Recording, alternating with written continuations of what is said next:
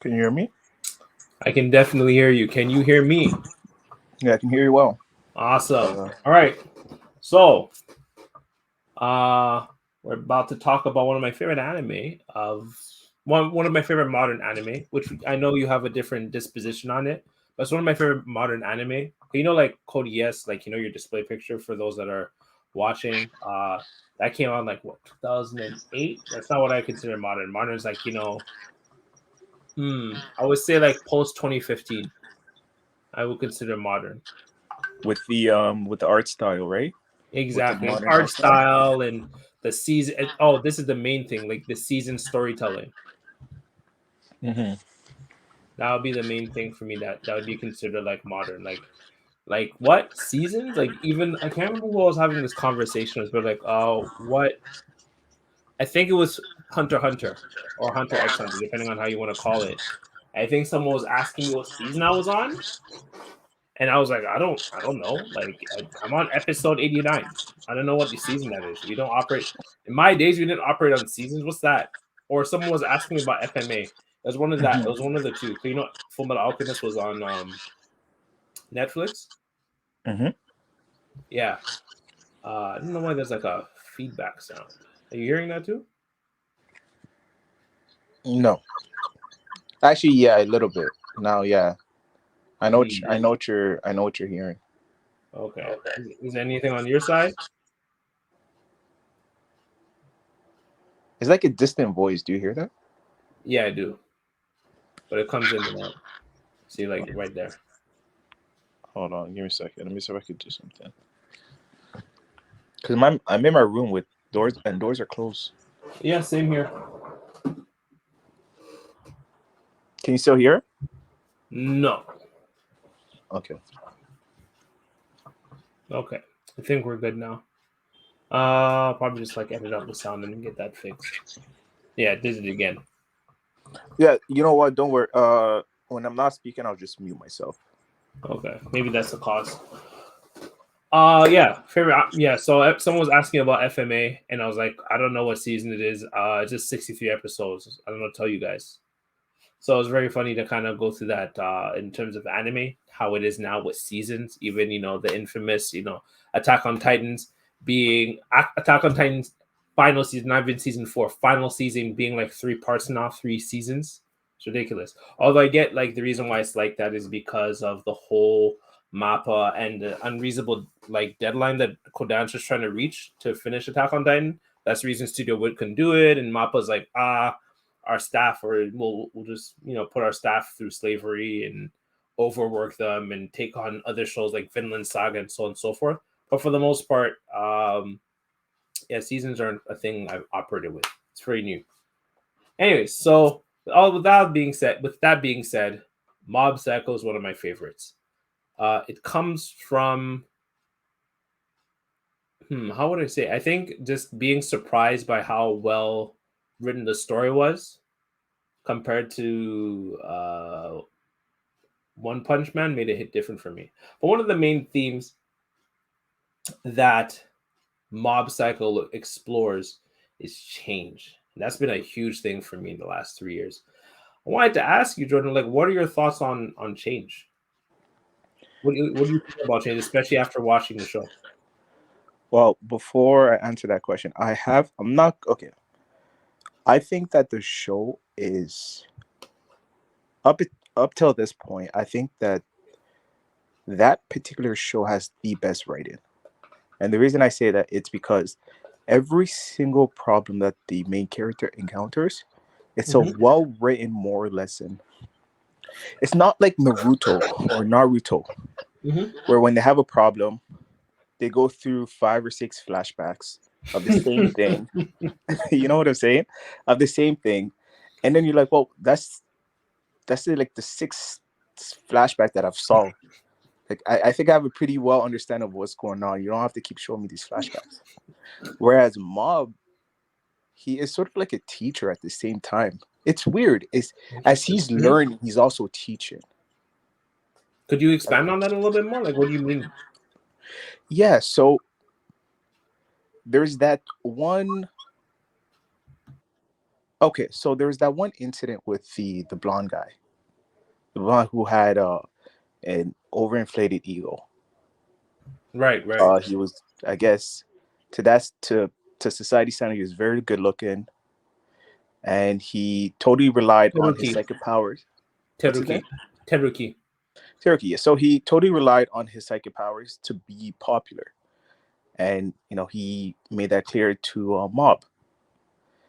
And then as they're fighting, of course, Mob says that, you know what, I'm not going to use my psychic power on you because I made a promise to myself that I wasn't going to do it because I know exactly how dangerous it is, right? And then what happens? He was like, okay, well, whatever. I'm going to use mine. I'm going to force you to use your power, right? So he did force them. And then Mob hits him with, well, without your psychic power, you're just a regular person. You're just like me, actually. It's pretty sad. I find it very sad how you're relying so much on your psychic power. You think you're different just because you have the psychic power, but you're really not. I can see through it. You're filled with insecurity. Not only that, we have the same social problems. We could barely speak to people like that if we didn't have this power, especially if you didn't have this power. So I was finding that sort of interaction very interesting, to the point where, like, you have a character like Mob who is not good at communication with other people, and he doesn't really have a good sense of self-awareness. Like that spirit person, the green spirit person actually says it. He said, "Does this guy knows what's Dimples. happening?" Like, who? Dimples. Dimples, my man. That's your guy? Actually, shout out to Dimples. Actually, like, okay, he's my favorite character. I know that sounds weird, right? No.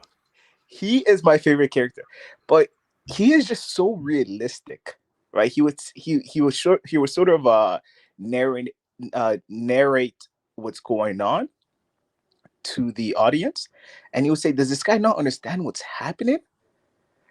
Like, he would get easily manipulated if they said, "Well, your potential girl that you like will like it if you were to work out or run marathon, or if you were to do this, then you're gonna be likable." Bro, not even what was it? The letter. The letter that was clearly written by a guy. Yeah, that one too. Is like the guy, Dimples was like, that's clearly written by a guy, but he didn't understand that, right? But what's very interesting about the show, like, just going back to my original point, is the way how he was able to realize how he can be. He was able to realize his own fault, but also his strength.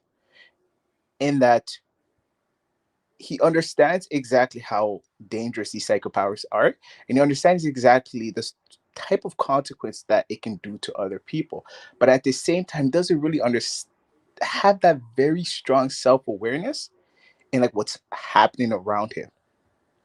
But he also knows exactly other people's shortcomings.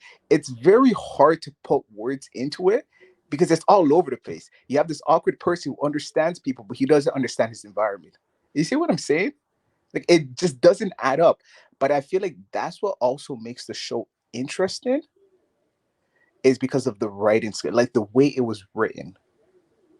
That's what I can respect the most. Although I didn't really have a really good Strong opinion. connection with Yeah, the show. exactly. A strong connection of the show. But it's like what you were said. It was very well written. Like, I think out of all the shows, all the anime that I've known so far, this is probably one of the best show that was probably best written. Yeah, It's one has definitely a way really good better written story. than Naruto. I can't disagree. Yeah. One has really good storytelling. It's just funny how, like, so this is like a side topic thing, but it's funny how, what's his name, Hajime wasn't almost able to make anime because his drawing is so bad. Like, have you seen the Attack on Titan like manga? No, I never read the manga. It's horrible. Like his drawing, what at least it was atrocious, but Alright. he got better. And then it's funny how one, like, he clearly draws bad. Like if you look at One Punch Man art and everything, he clearly draws bad. You can tell it's intentional, right? Like Mhm. you can tell when characters are just poorly drawn, but he's able to make that work and still have a compelling story. Like that's why I respect one for that. That's nice. But Yeah. to Hmm. answer your question, like what has changed, right? Hmm. So I guess I can answer this through what I saw on the show, so sort of related back to the show and then myself.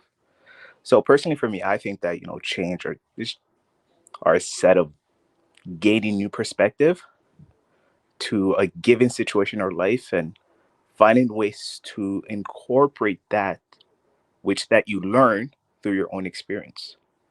So A in the show, synthesis, like a so synthesis to take the old and the new, sort of. yeah, Hmm. so you're not necessarily changing everything about who you are fundamentally, because I think that's entirely impossible, right? I think that people Hmm. I agree. to a foundation are who they are, but I think that you can add to the point where you add enough features. For example, if this was a software, it can look completely different, but the foundation is still somewhat there. So in the show, I like to say this. I like to say Mob experienced only two major changes. Along the way, he's gaining new perspectives and sort of reaffirming his belief of what he already knows. Does that make sense? Because what, Yeah, it what he does. does Yep. is that he explains along the way why psychic power is bad, or for example, you shouldn't force people to be happy or force them to smile. So these are things that he already knows. Facts. So the two major change I would say that he experienced was especially realizing that psychic power was extremely dangerous, given that situation that happened where he Hmm. injured I think his little brother and some other people, The bullies. Yeah. the bullies. So that was a major change, and I Right. think that just completely changes whole world view of the world. So that was the first one, and then I think along the way he gained new perspective into, because of that big change, why psychic power isn't everything. And of course, with his conversation with his sensei, his master, whoever he calls it, just through dialogue with him, he also gained other new perspectives into life. And I think that the second major change is near the ending of season one, when he realized that he doesn't always have to fight; he can just run away. And in a sense, Beautifully when he said. was yeah, when he realized this, he never at first he thought that he was just being a coward. But then he also quickly realized, well, no, this is a strategic retreat, and I can always come back. And of course, we saw what happened, right? He Hmm. gave his power. He didn't run away. It Hmm. didn't look like he ran away. I mean, depending on your perspective of the situation. But he gave his power to his master, Yep. and the master fought the battle. Hmm. In my experience, I think I changed. I'm just trying to relate this to Mob.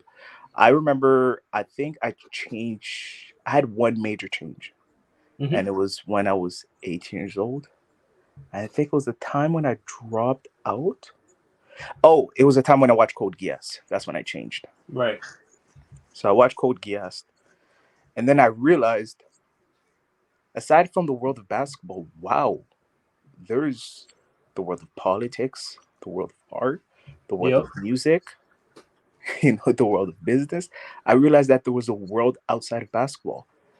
My whole thinking completely changed. It changed so much to the point where, like, I I don't know how to describe this, but I think I fell into a depression where I locked myself in my room.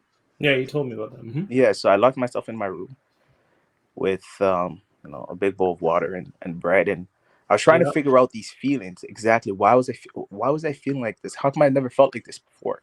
And that's because I realized that my whole world was just flipped upside down. That Mm. there was so much more to learn. And why didn't I know, for example, our the last prime minister of our country, something that I should know, Mm. right? Why was I taught that wasn't Ignorance. important? Or at least I'm not even gonna say why I wasn't thought what why I wasn't taught that was important. Why didn't I think that was important Mm. at the time? So that was the huge change that I had in my life that I was able to relate with Mob. And then Mm, along the way, I'm picking up new perspective.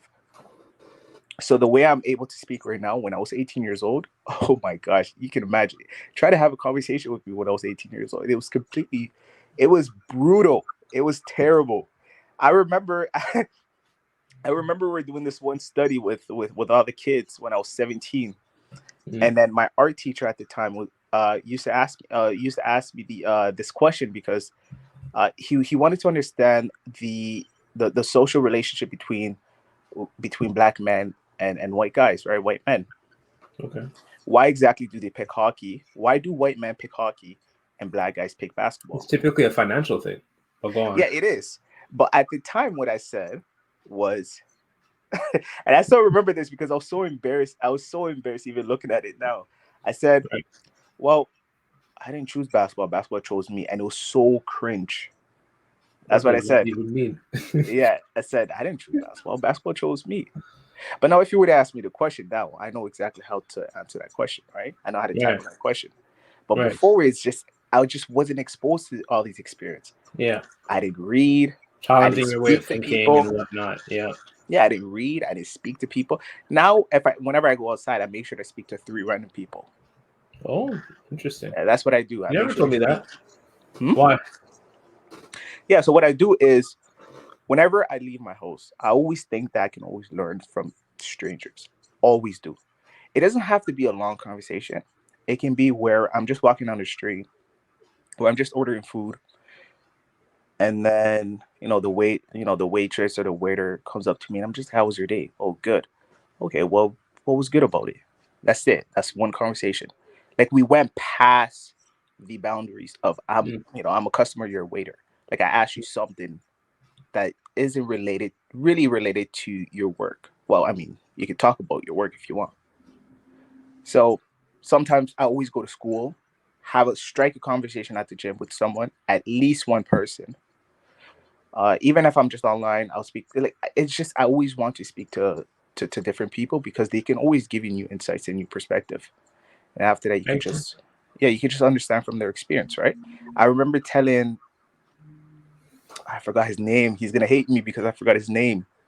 The guy who works at Stepson with glasses. With glasses. Yeah, He was learning German. Learning German. Are you talking about Nathaniel? Nathaniel, yes. So I remember having a conversation with Nathaniel, and I told him this. I said, "Nathaniel, do you want to know something very interesting about me?" He said, "What?" I said, "What I always do whenever I'm also having a conversation with someone, I always ask him one question." And he is like, "What is that?" I said, "I always say, what is something that you learned, which was a mistake? What was a mistake that you learned? Like, the biggest lesson you've ever learned." I always ask people that, especially if we go, like, let's say, for example, we get to someone random, right? And we're getting into a really good conversation. That question always pops up because I know there's certain experience that you just have to experience for yourself in order to learn through life. But then Hmm. there's other experience that can be avoided if you just had that conversation with somebody else. That's true. I remember. I know you're always picking my brain on things. So no, it's true. Yeah. So even at your wedding, I was asking Jamar. I said, "What was the biggest lesson you've learned?" Hmm. And he would tell me, and I'm like, "Oh, that's amazing. Why do you think that was a lesson? And how did you go about learning this?" Because he could just tell me, but I also want to know exactly how did you do it. Right. So he would tell me that, and I was just like, "Okay, this is amazing." And I don't know, this is just a habit that I do, and I think it's been contributing to my self development very, like, a lot, and I don't see myself stopping. But yeah, I'm done my rant, man. No, That's all I have to say. that's great. That's some really good points. One of the so you actually speak on a really good point. Now, I'm along the same line of thinking. I Yeah. used to have this debate with some people I know in the sense of if people can change, and I used to say yes and no. Hmm. I think there's certain immutable traits within us, our dispositions, how we are as people, psychologically, neurologically, and whatnot.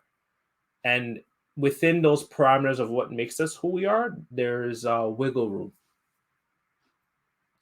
But like, for instance, I'm fundamentally not an argumentative person. But in order for me to have gotten to where I am, I've had to learn to be more disagreeable. So this is actually one of the points I want to talk about. So there's a couple things I wanted to say here. One, I want to kind of talk about like if Mob really changed. I think Mob really did change, but Mob is still who he is. Like he's still someone that's, once again, as we said, he's very socially awkward. He has no running stamina. He can't lift weights. Remember that one time where he grabbed like the weight, literally like hit the ground, it was like 5 pounds. Yeah, that was funny. But yeah, like he's still gonna be that type of person. He's still typically gonna be the type of person that's gonna freeze in front of talking in front of people. That's just like how he is. Like there's some people that just straight up get anxiety, right? There's ways of adjusting to it, but you're always gonna have that level of anxiety. I think like the actor who played Captain America, Steve Rogers, Captain America, Chris Evans, like one of the reasons that he didn't want to take the role is because he has anxiety. He actually gets stressed out, talking in front of large crowds and so on and so forth. So that's the main reason why he initially turned down the role. You probably didn't know this, but because I know you're slowly getting to the Marvel movies, but he turned down the role of Captain America like I think 3 times before he finally said yes to Marvel, because he just wasn't emotionally ready for that. That's interesting. That reminds me, not to cut you off, but that reminds me of this one movie that I watched, and it's called Schindler's List. And then there was Say the name again? It was called Schindler's List. Schindler's List? Schindler's List. Okay. Mm-hmm. Yeah. So, and what people don't know. So just to give context into like what this movie is about, it had to do about it happened during World War II, and then had to do. Yeah, so it had to do with the persecution of the Jewish people. But then there's this one particular person that was named Oscar Schindler. He was a business person, a German business person. And within his factory, he had a lot of Jewish people. So what he would do is he would essentially buy them out so that they don't have to be sent off to the concentration camps in order to save them. So he'd keep them employed. Mm-hmm. And then, of course, what people don't know about that movie is one of my favorite songs of all time, and I've been telling people this a lot of time, is a theme song to that song. That's my favorite That's my favorite song of all time. Like if someone has to ask, what song do you listen to 24/7? It would be the theme song to that movie. Okay. And the reason being is because, of course, there's just so much emotion that's being packed to the song. And it's so funny because I've heard that song before I even knew what the movie was. Yeah. Okay. Yeah. No, I was like, interesting. Like, you liked the song before you even knew the movie. What the movie was. And then and I just said, like, what is this? Like, what theme song is this? And then I remember. Oh, okay, so the song made you search up the movie. Yeah, and then but I still didn't watch it. It until I told myself, you know what, I really want to watch this movie. Like, what is it? Like, what is it really about? Right. And then I said, it makes sense. Now, the reason why I bring up the story to sort of relate to the Captain America point is because when composing that theme song, right, they were trying to find, I think it was. Oh, how do I forget this guy's the director's name? Who was the director? He's like one of literally the all-time great. Spielberg? Who? Spielberg? Yes, exactly. Okay, I was going to search it. So when he was trying to find a composer, no, when they were trying to find a director to the movie, they said, well, no, when they were trying to find a composer exactly to compose that song, right? Because it was very emotional. They said we would find others, but we don't have any more left. So then John Williams took on the role into composing that. But it was just very interesting, just Just sort of like that point you raised, because I was able to relate to that. There you go. Yeah, and so it took a long time for Captain America. Like I said, it took a long time for Chris Evans to take on the role of Captain America because he just wasn't that type of person. And then, so as much as Mob changed once again, he's still him. Just like how they both freeze up, they both get uncomfortable in terms of speaking in front of people. Granted, Mob literally froze and said nothing for 5 minutes, but it's an anime, it's exaggerated. But it comes with that. Like, there's some people that will always be uncomfortable talking in front of people. You can get them to do it, but they're never really going to get fully to the point where they enjoy that. It's not part of who they are. It's not part of their disposition. I say that because one of the things I want to talk about is called the Big. I feel like the Big Five for Ocean. Do you know what that is? Are you talking about the personality trait thing? There we go. Yeah. So the Big Five. So Ocean. So it sounds. I think you know them, but I'll say for the people that are listening and watching. So O for openness. So how open you are to new ideas and experiences and so on and so forth. Openness. C conscientiousness. So how organized and I guess you could say disciplined you are. How hardworking you are, so on and so forth. So someone that's really messy and the dishes are there for like 8 months and there's flies growing on it, or maggots, whatever. That would be someone that's be low in conscientiousness, as an example. Are you coming to work on time? Things like that. Yeah. So OCE. Extroversion is a third one. So I don't think I need to explain extroversion because you go on any form of social media and you have a bunch of people claiming that they're introverts. Most people aren't introverts. You laughed at that one. Yeah. Most people claim to be introverts. Most people aren't introverts. Most people, like myself, are ambiverts. Ambiverts being someone that's a mixture of introversion and extroversion. So, it's a spectrum. It's not like this person's introverted, this person's extroverted. Like, even Deb. Like, Deb's more extroverted than me. There's days, like, I remember one time we had, there was, I can't remember what happened, but she came back from going to work and I think going to see one of her friends or something. And I told him, like, I haven't been, and this was on Sunday.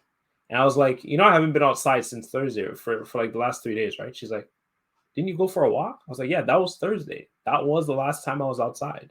I've been inside for these last 3 days. She's like, you don't get like uncomfortable or stressed? I'm like, nope, I'm good. I'm comfortable. I was watching anime. I was gaming. I was watching YouTube videos and studying content. Talk with a couple friends. I was blessed. So, once again, so yeah, openness, conscientiousness, extroversion, agreeableness. I don't think we need to explain agreeableness. How likely are you to be argumentative? Do you wake up and choose violence? Really what it comes down to.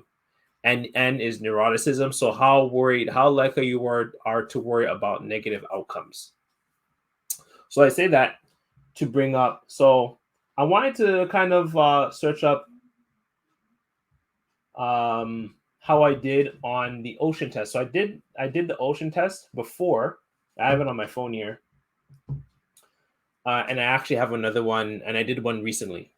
So when I did the Ocean test, I couldn't find the exact one I did, but the questions are for the most part very similar. And I did like 3 of them recently, so the scores were very similar to what I get now. And I wanted to kind of talk about them. I had 2 different ones. So the one I did was back when I was like 21, and the one I did recently is as I'm 33. So what, 12 years later? No, I was 24 or 25, so 7 years later, whatever. So in terms of my extroversion, I'm a 3.3. I'm going to just say them. 3.3 conscientiousness. I'm a 3.9 neuroticism. I was a 1.2. The other 2 being agreeableness, being 4.6. So it means like I'm very willing to please. Wow. Yeah, you scored high on very high. I was in the 83rd percentile for agreeableness. And for openness, I was 4.8. So these are all scales out of 5, just for people to understand. So extroversion 3.3 out of 5, conscientiousness 3.9 out of 5, neuroticism 1.2 out of 5, agreeableness 4.6 out of 5, openness 4.8 out of 5. Now, if I were to, and then like I said, I recently did another one, and so some stuff have stayed the same, some stuff has shifted. So in terms of extroversion, that's still the same. It's still a 3.3 out of 5. Agreeableness, I actually went down in. So before I was 4.6, but now I'm a 4.3. My conscientiousness was a 3.9. Now it's a 4 out of 5. My neuroticism, that was a big one. So before it was, so neuroticism, just to remind everybody, is how worried you, how much do you think about negative things happening to you? Like, let's say you're driving, make a right turn. Oh, am I liable to hit someone? Right? So originally I was a 1.2, but when I did it again, I was a 3.8. And then finally my openness was a 4.8, and now that's a 4.2. The neuroticism one is very interesting. Yes.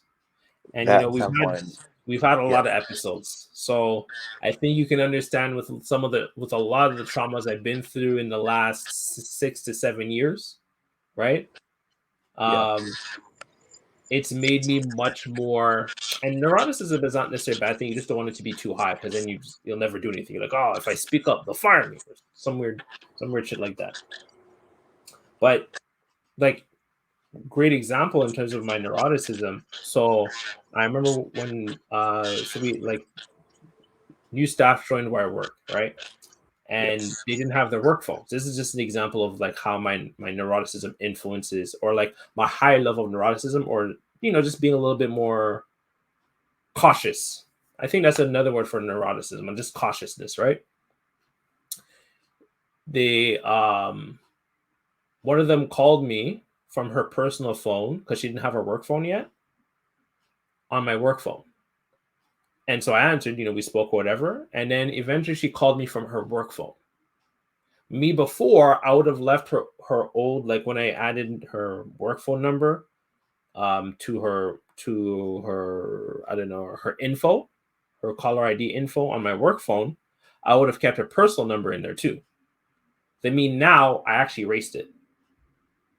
I think you can see why, because of like my experiences, dealing with false allegations, so on and so forth. So for me, because of those experiences, like, experiences change you, trauma changes you. You're not going to be the same who you were. Like the way I was before I got falsely accused, like now fool me, you guys can check out that episode, versus me now is two different people. And so because of that, I like well, and I do that with everybody. The only person that's changed was Jamar, where I took his, like, and even then, like, we had to have a conversation. I need you to tell me you want me to take your personal phone number, or I'll tell you that you can take my personal phone number. But otherwise, I don't really do that, especially with the opposite sex anymore, because of my negative experiences. So I'm always very cautious of, what if something happens, or some messes, or there's a misunderstanding between me and this person. Could anything happen that I've done that could be used against me? That's the cautiousness. That's the heightened level of neuroticism for me. I will also say, I'm married too. So now I got someone else to think about. I can't just like take my own actions, right? I gotta think a little bit more. I'm no longer a bachelor. So I wanted to kind of bring that up. I think, sorry, you wanted to say something on all this, Jordan? Yeah, so I think that's very interesting. I think it's very interesting. I think that if you're very much in control of it, I don't think there's a problem, honestly. But I feel like if it just happened subconsciously without you thinking about it, then I do think that there's a lot of trauma being unpacked with there. But if you're under control, you know exactly what you're doing, you know why you're doing it. I don't think it's a problem when you think about it. Right, exactly. I know what I'm doing and why I'm doing it, and I've already like unpacked this stuff in therapy. Yeah. So like, actually, by the time I started therapy, I already like dealt with the whole emotionally, the false allegation stuff. I was already in peace within myself by then. Yeah, And I kind of want to, sorry, no, and go I on. can tell the way you're speaking about it. I can tell you're very much in control of it. I try to be. I try to be. And I try to be I won't say I'm always the best at it, but I would say I try to be. I try to be every day. And I say this stuff because like for example, like my extroversion is still a 3.3. My agreeableness and openness went down. You know, they were a 4.6 and a 4.9. They went to a 4.3 and 4.2, relatively speaking. So they both went down like several percentiles. But at the same time, who I am, I'm still an agreeable person. I'm still open to new ideas. I just may not be as much as I was before, but who Ibarra is still very much the same. I'm still like there's a lot of aspects of me that are still maintain to be the same. I'm still not someone that wants to go out every day. Like Mhm. I think I told you, I don't know if you know, but Deb and I go to I made a thing that we only go to church once a month, unless it's like a special thing that's going on, like a baptism, whatever, once a month. Because if I go multiple times on Sundays, I'm gonna wear myself out because I'm not the type of person that's built to go out a lot every day. Okay, interesting. Yeah, so that's why I feel like you can't just like Mob's never gonna change who he is, but he can develop who he is, and I feel like that's what changes. Changes developing who you are to be a better version of yourself every day, but not necessarily being a different person. Like Mob is never gonna be like a you might laugh, but Mob will never be a Kenyan marathon runner. You know, Kenyans they win the Olympics. They always win them. The Kenyans and the Ethiopians they win the marathons. I Um, agree. right? Like Mob is never going to be that, but Mob can learn to run a little bit better. Like I think that even one of the episodes at the beginning, Mob was doing push-ups and he had a new record, right, of like 35 or something. A lot of people can't do 35 push-ups, so that's huge. Like Mob got to 35 push-ups, right? So that's the sort of thing I mean. Like you can always be better, but Mob will never be able to do push-ups like Sylvester Stallone, the guy who plays like Rambo, who played Rambo in the 80s, and Rocky Balboa, the boxing movie. He's never going to be able to push ups like him or Muhammad Ali when they're in their 20s. Like you're never going to do that, but you can always improve in your own ways in terms of building up who you are. Yeah, and I like that about him, right?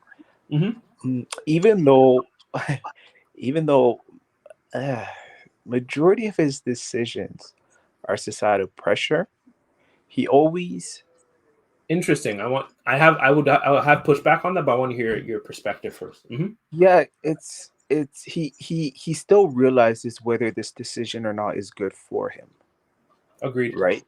So what he does is, if he's unsure of himself, well, should I do this or should I not? He'll ask the opinion of his master and say, well, what do you think about this? Right. And then, because even though his master sort of is a con artist, he Sort always of.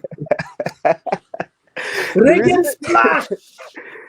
he is a con artist, uh, even though he is a con artist, Mm-hmm. he always has, to a certain degree, Mm-hmm. Mob's best interest. I was just about to say the same thing. Watching the show a second time made me like Reagan even more. Like to let you know, he's my favorite character in the show. Followed by I would say Teruki. This guy has drip. The blonde Yeah, haired kid. He has drip. But yeah, go on. the reason yeah, you're right. The reason I like his master is he has a way with words. Oh, the charisma It's is like it's it's 12 out of 10. crazy. It's like 12 out of 10. Yeah, it's crazy the way he say things and he de-escalate the situation. I find it Mm-hmm. to be, that's an amazing skill to have. No, but going back to it is, yeah, so for example, when he did the weight the go at home bodybuilding improvement, whatever Yeah. that club is called, it was Bodybuilding actually improvement club. because it was actually because he's been told that if he does this, Mm-hmm. he's going to improve, he's going to look better, therefore his crush will like him. I believe Subame. But you see what I mean by the societal pressure right there. Yeah, so I actually want to speak on that. And so I think initially the change came externally, which I think that happens more often than not. I don't really have a thought process. I haven't really thought about this sort of idea, unlike a lot of our conversations so far. I haven't really thought about this more than this moment right now. I would say a lot of our changes tend to initiate externally, but then if it wants to sustain itself, it has to be internal, and that's what I loved Beautifully about said. Mob. That beautifully said. Thank Beautifully you, said. thank you. Mob initially did want to start lifting weights for Subami. I think that's her name. I'm really bad with the characters that like only appear like 3 episodes. But Yeah. initially wanted to start with her, but eventually he just wanted to do it for himself. And those were the things that he was really able to make improvements on. Like I said, him lifting weights up until getting to the number 35. His running skills had improved, right? He still was nowhere near like his brother Ritsu in terms of running or the rest of or the body improvement club, but he could run a lot more than he initially could. However, when it came to things such as specifically the marathon and public speaking, he failed, right? In terms of what he set out to do. And I would attribute that to kind of going back on what you're saying is that he initially didn't want to do that for himself. He was doing that because other people were telling him that he should do it.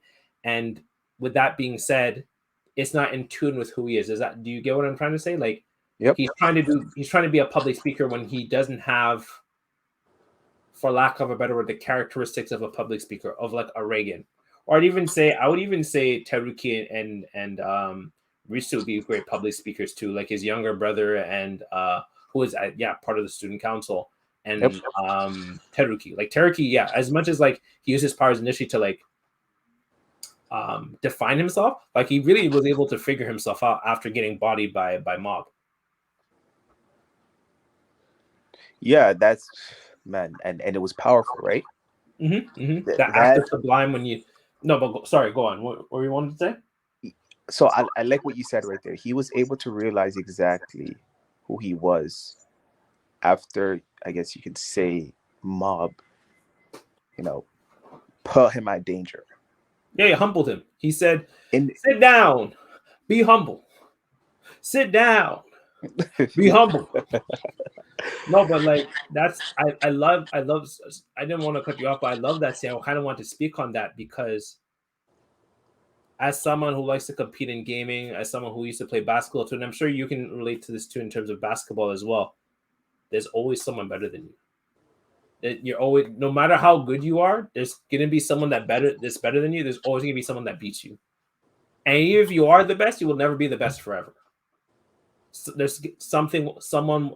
That's the nature of things in life. There's always going to be something or someone that's better than you. You're going to have a decline. Something will happen. There's always someone better than you. And to go through those experiences is very humbling. Like, I'll be slapping someone, in like fighting games, beat them like 20-2, right? Yep. Someone will just come out of nowhere and slap me 20-2 as well. Make me feel like I never played this game.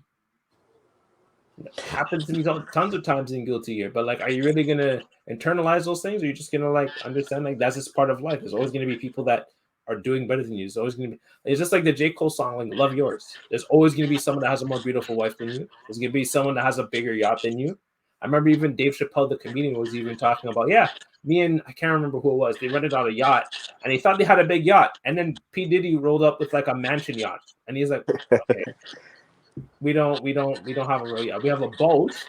He has a yacht. Mm-hmm. His yacht has floors. There is level to this. Literally, right? And that's just part of what it is. There's always going to be someone that has more of whatever it is than you. And I think that's what was so hard for Teruki to kind of like understand. But at the same time, it's also helping develop so much as a character. He's like, Mob is stronger than me, but you know what? That's okay, because I'm not going to let my psychic powers to define who I am. Yeah, and what's very interesting is that Mob understands actually that there's more to who you are than your psychic power. He fully understands that. First of all, he's not the best looking guy. He's not the well-spoken guy. He's not the most athletic person. Nope. But as long as he is fine with who he is, then nothing else really matters, because it starts with yourself first. It's true. And I love the fact that how uncomfortable he is in his own skin. Uncomfortable, you said? How comfortable he is. Yeah, so, no, it's true. Yeah, so I love that. But why would you say he's comfortable? I actually would like to hear that. Like, why would you? Because one could argue that he's because he's constantly trying to change who he is. he must be uncomfortable, no? Well, I wouldn't say it's uncomfortable. I would say, well, you always want to self-improve. You always want to improve who you are, right? Facts, facts. I've been in positions where I wanted to improve my public speaking skills. Right. Not because I'm comfortable with it. I mean, it can always be better. Hmm. Does that make sense? Yeah, for sure. There's Like always room for I've improvement. there's always room for improvement. Like with your gaming skills. I Mhm. mean, from my perspective, I would look at this and say, wow, this guy's amazing at it.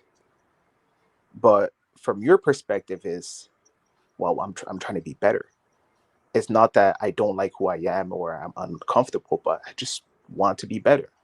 I really love this game and I know I can be better. So let me work my way up to that skill just to prove myself. But I'm not For uncomfortable with it. myself. Huh? Improve myself for myself. So Exactly. Improve yourself for yourself. So, and exactly what you said something earlier that was very beautiful.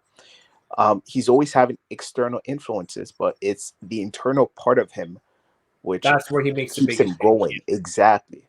Right. So the fact that he joined the club for bodybuilding, that was the external part. But he realized, hey, you know what? I actually love this friendship that I developed. I Mm-hmm. love the fact that I'm actually looking forward to something. I'm working my body. I'm actually doing something. So Yeah. instead of the motivation being, I did it because I'm wanting to impress my crush. Subomi, yeah. It, Subomi. yeah, There we go. That's your name. Subomi. the, Mm-hmm. the objectives changed Mm-hmm. along the way, and saying, I like this because it makes me feel good. I work hard at something. I I developed friendship, and people care about me. That Yeah. was the huge one. People care about me. Do you remember that one scene when he was fighting I don't know. I don't know. Is This it fight. his name Teruki? Teruki, the guy with the blonde hair? Yeah. My guy. My dogs. Yeah, yeah. Yeah. So when he was fighting him, in the end, you see the members from the club come and say, "Hey, let's go." Yes. Yeah. And that was beautiful. That was beautiful. The writer knew exactly what they were doing with that scene. My favorite part with them was actually and there's some really great stuff that you said, and I want to come back to that. But Yeah. my favorite part was, you remember when those two bullies were trying to get to him? And then, like, what was it? They're trying to bully him, and then Dimples possessed one of them and made them act crazy. Then Mob told him to stop. Then Ritsu came after when they were trying to bully his brother again, and then Ritsu stopped, but was started to like use his psychic powers to, I think, choke one of them, to Yep. both of them. And then Mob told him to stop. And then what was the third one? And then they tried to bully him again. And then the bodybuilding squad were about to beat them up. And Mob's like, yo, we're about lifting weights. We're not about beating up people. And they're like, facts. And then by that point, they're like, you know what? Let's just stop trying to bully this guy. Like, this is not working out for us. Let's just let this guy go. And that was so huge. Like, it's such a Yeah. passing scene that, like, when I'm watching him, like, this is huge. Like, that shows his improvement as a person, as a character. That, like, he went from like being Isaac to having these people. Because before he would have just been bullied by himself, but now he has these people who value him and appreciate him because he's not defining himself by his psychic powers. Just like as Reagan said, as I love the quote, "We were born with special powers, what was it? We were born with special powers that other people don't have, but we mustn't let it get to our heads and think we're special." And it makes me think of people who, like, one of the stories that comes to my head. I don't know if you heard that it happened like a few weeks ago, but DJ Academics. I'm pretty sure you know who he is. He's a big figure in the hip hop community and very much known with Fresh and Fit. He had like this big argument with the woman that he was seeing, and he was saying, "Oh, he's a prize." He's yelling at her and screaming, and it makes me think of someone who let his money define who he is.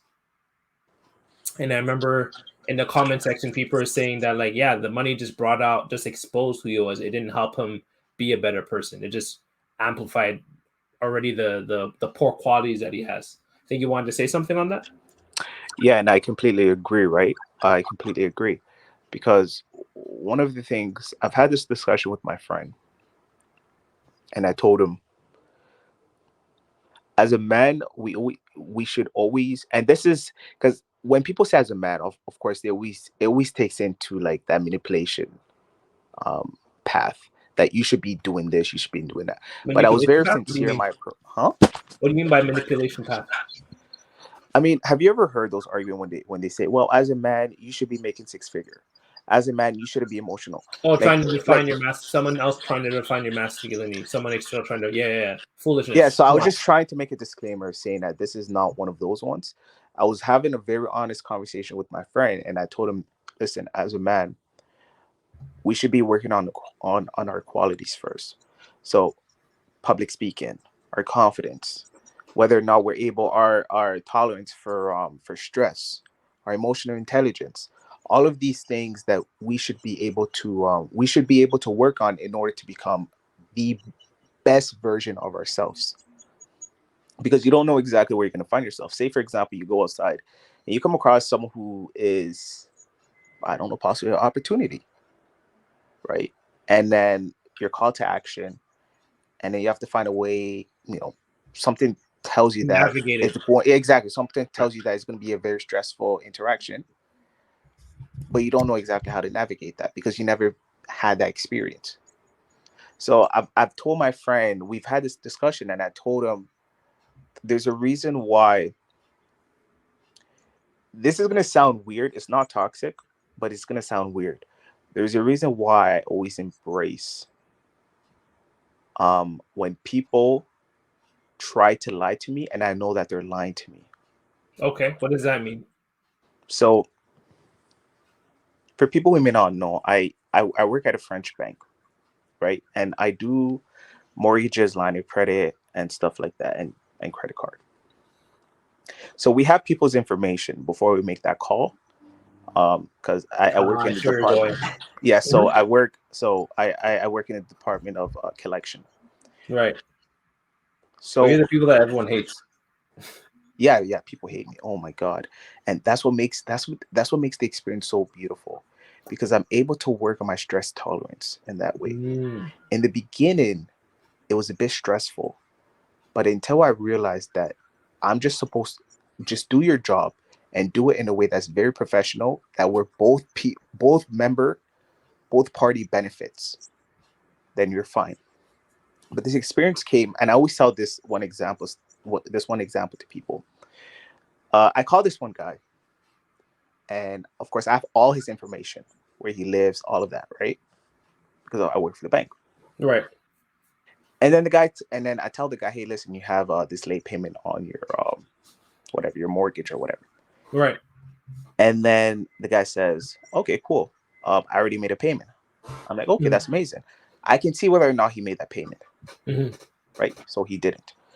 And I told him, okay, well, on my side, it shows that you didn't make that payment. Is it possible can you double check? Can you check your statements to see whether or not that money was taken out? He said, yes, it was. And I said, okay, that's interesting. And then I said this to him. I said, now he's giving me attitude. He said, are you lying? Are you saying I'm lying? Are you saying I'm not making my payments? And I said, well, sir, no, I'm not saying any of that, actually.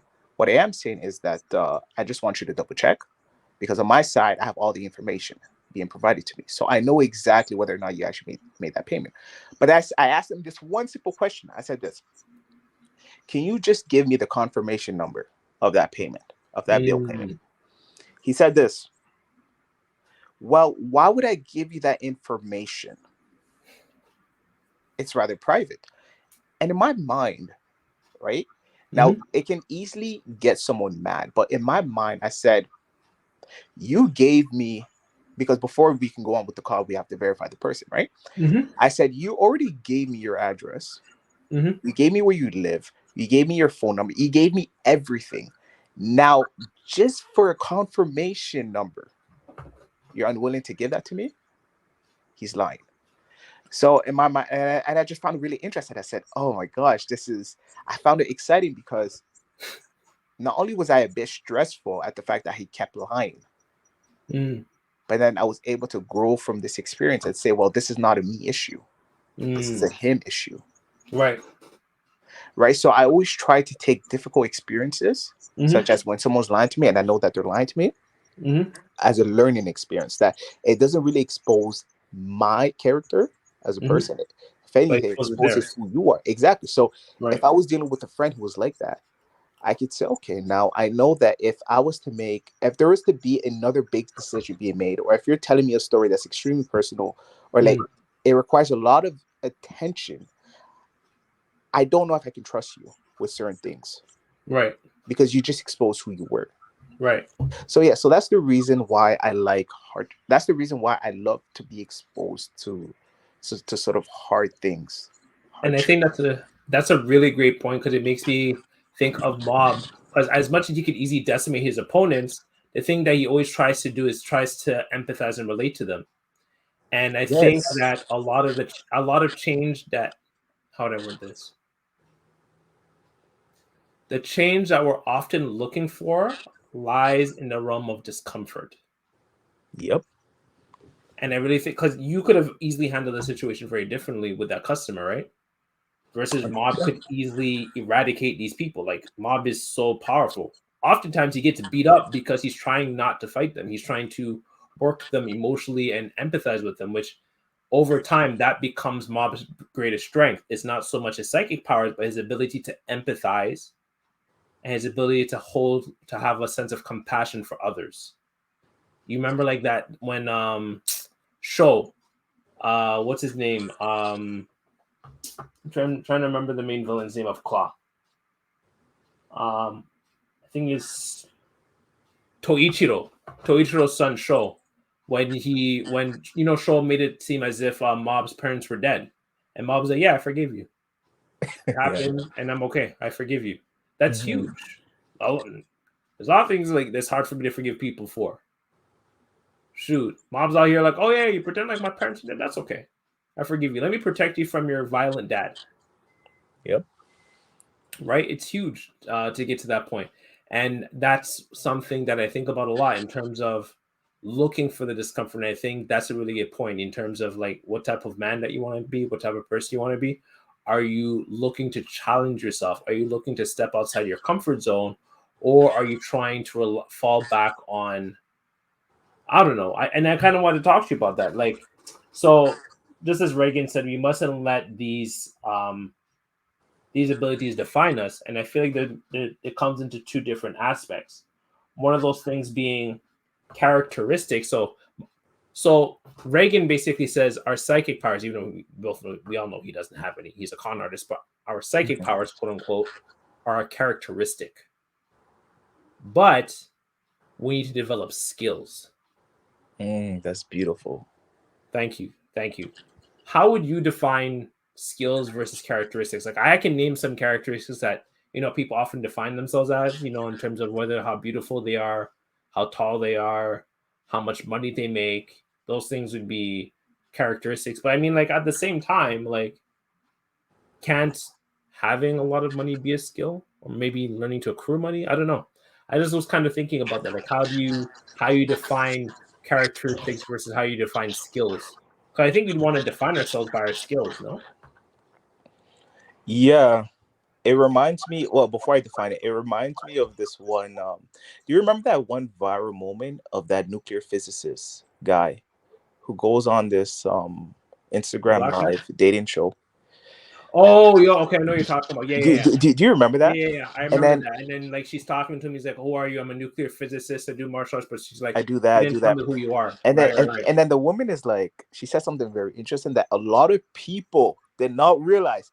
And then I said she got it, even though she came off very immature and whatever. For But I sure. was like, she got it. That was so powerful what she said, but it went by deaf ears.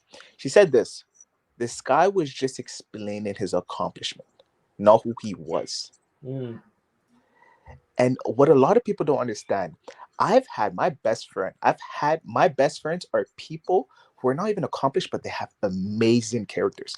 I have some of the best conversation with people with amazing character as opposed to people who are highly skilled.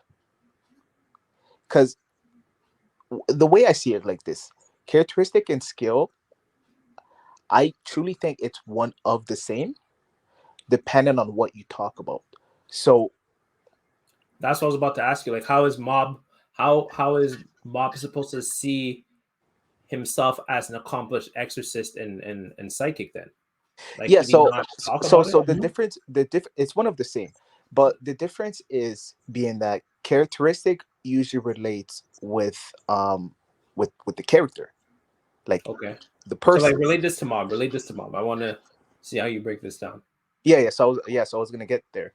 So Mhm. it relates with the character, whereas skills can literally be anything. So an example of characteristic is being extremely honest, Okay. right? So that would be a character. That would be a very good character. Being very open, like what you just named Mm. with the personality trait, that would be an Big amazing fact, character. right? Yeah. So for example, I look at Mob, Hmm. and he has a made his character is pretty amazing, honestly, when you think about it. So Hmm. he is very honest, Hmm. and that is one of the most sought characteristic that a human can have, because especially in a world full of dishonesty, Hmm. I think that's why to a certain extent, I can respect him, right? Hmm. Because whenever he's having an interaction with someone, he's not trying to manipulate you like the master. He tells you exactly what he feels, Fair. how he thinks, and he's just an honest person. Amazing characteristic. Whereas the skill, like remember, a characteristic can also be a skill. Like you can also try to acquire bravery. Like that's a characteristic, bravery, Oh, by just being exposed. Like, you like even cut off for a honesty. second. You cut off for a second. Say that again. You can also be what? Oh, so I was saying, a characteristic can also be a skill to acquire, but it's mostly related to the character. So, for example, you Hmm. can acquire being honesty. It just takes a lot of practice. Hold on, I have the siren behind me. We're not getting arrested, guys. Yeah, we're not getting arrested tonight. We're good. Yeah. Yeah. So Go on. what I was saying is, yeah. So you can acquire some characteristic. Like for example, you can teach someone how to be honest, but at the end of the day, it depends on that individual whether or not they want to You go can through teach with it. someone to go out more. Yeah, exactly. You could teach them how to be brave, just expose them to that situation, Right. repeated action. But the difference lies in that one is really related to the character, like to the Mm. person itself, whereas skill is literally just anything. I can be skillful at making my bed, I can be skillful at learning the piano, basketball. It's literally just anything, right? Right. So, Mob, he's again, we're not getting arrested. Don't worry, I'm not being chased. Not being chased. We're safe. Yeah. Go on. Yeah. So, in terms of skill sets, I would say that Mob is a amazing listener. Mm. Have you realized that? Not quite. I'm honed in more on the compassion, the empathy, but like I'm actually into. Well, I mean, actually, as I'm saying that a lot, I think I get what you're saying. That in the sense of him listening to other people and their problems and being able to pick on certain cues, like the guy that fought with the umbrella, and he's like, And he was being able, able to infer that right. and reaching a very sound decision into exactly what's wrong with you. Mm, Do you remember that? Like, for example, you said, well, to the blonde guy, Teruki. Yeah. Teruki, yeah, so he would say, listen, I can tell you're just like me without if you didn't have the psychic power. Like that takes all. You need to speak with that person for a while to even realize that. To be That's honest, true. And he saw the off rip, like right from the jump. that's a skill. You can't. It's very hard to teach that. It Mm, is very hard to teach that. that's true. Extremely Not hard. everyone's observant or very good at picking up on things on Very people. observant. Yeah. Unless you're like taking, classes and you're going to school for maybe to be a detective, something like that. Yeah, you're not gonna just easily. It's rare to easily pick up on those things. Yeah. So in terms of Mob, really he has an amazing character. I Mm. like his. I love his characteristics more than I do his skill sets, even though it's one of the same. Mm-hmm. But I just think that, because of course that's what makes up the individual. But I just think that in terms of, and I hate to do this because it robs someone of their individuality, Mm-hmm. but because of the fact that he's so honest, he's so open, he's not judgmental, he's willing to listen, all of that. Mm-hmm.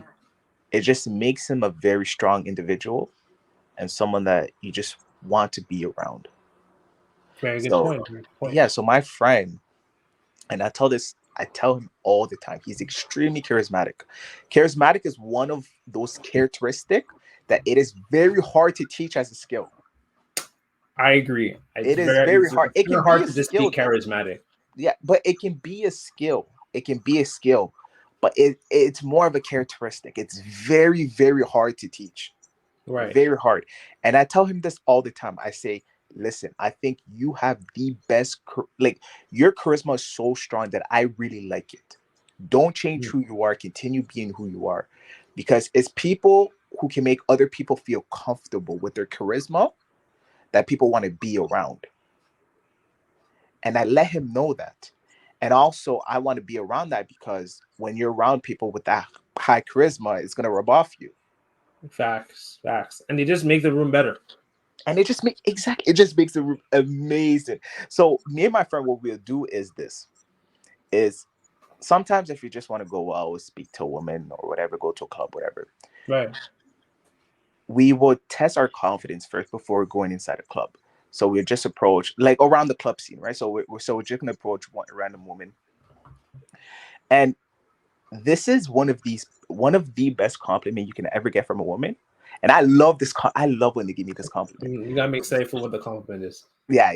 I'm just building up that. Of course. Yeah. Yeah. So because I also know we're in a podcast, so let me build up that anticipation. Exactly. I got you. Yeah. So one of the best compliment a woman can ever give you, especially when you're approaching them, is speaking to you guys feels so easy, and you guys are not weirdos. You make me feel so comfortable. You guys make me feel comfortable, and you guys are not weirdos. And you know what they say oftentimes? They say this: you can teach these guys how to do it. Oh. When they say that, it's like that compliment to me, personally, to me, I know other people are different, but to me is much more better than I find you attractive. Let me get your number. The woman asked me for my number, or let's go out, or let's have a one night stand. Like whatever the case may be, that compliment when they give me, I feel so much alive because it speaks to your character, right? You can say I'm smart, I'm this, I'm that, but at the end of the day, it's how people are going to perceive you. That's a really good point. It makes me think of like in our last episode on Hero Academia and Naruto, Rock Lee and Deku getting that acknowledgement from All Might and Might Guy in terms of I see how hard you're working. Yeah.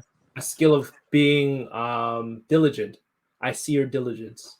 It goes so much farther than saying, yeah, you look pretty cool. Your attacks look cool. Oh, thanks. Man, I can see how much work you put into your attacks. That hits. It hits different. I think that's a really good point. And constantly changing, it makes me think of because as much as Reigen's my favorite character in the show. So one, because his voice actor is Takehiro Sakurai. I know he's in a hot pickle right now because he's been cheating on his wife with a woman for 10 years. Wholly different conversation. He's like one of my favorite voice actors. Like he's the one who does the voice of Suzaku. I don't know if you knew that, but Reigen's voice actor is Suzaku from Code Geass. I did not know that, but now I like him. It's it's Suzaku from Code Geass. It's Cloud from Final Fantasy VII. It's Mega Man X from the Mega Man X series. Who else has he voiced that I love so much? He's voiced quite a few characters that I love, but those are the three at the top of my head. And so like every time, he's the voice actor of one of the main villains from Jujutsu Kaisen as well. So he does a lot of voices. Like he's a very well-known voice actor. Like when I have my own anime about my life, I actually want him to voice me. That's been my thing. Like I want Takehiro Sakurai. Like he's my guy. Anyway, so I just love him from the base of like that's the voice actor, but also is like the mentor role that he plays. And even watching the show again, I had a greater appreciation because when I first watched the show, I was like, this guy's a con artist. Like Mob, you're being scammed. But eventually you find the Mob's like, I know this guy's a con artist, but he's a good person.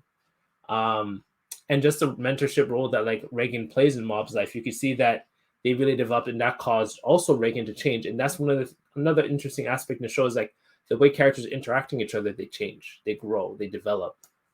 You saw that a lot with Mogami and Mob, which I want to get to, but one of the biggest ones I saw was Mob's relationship with Reagan.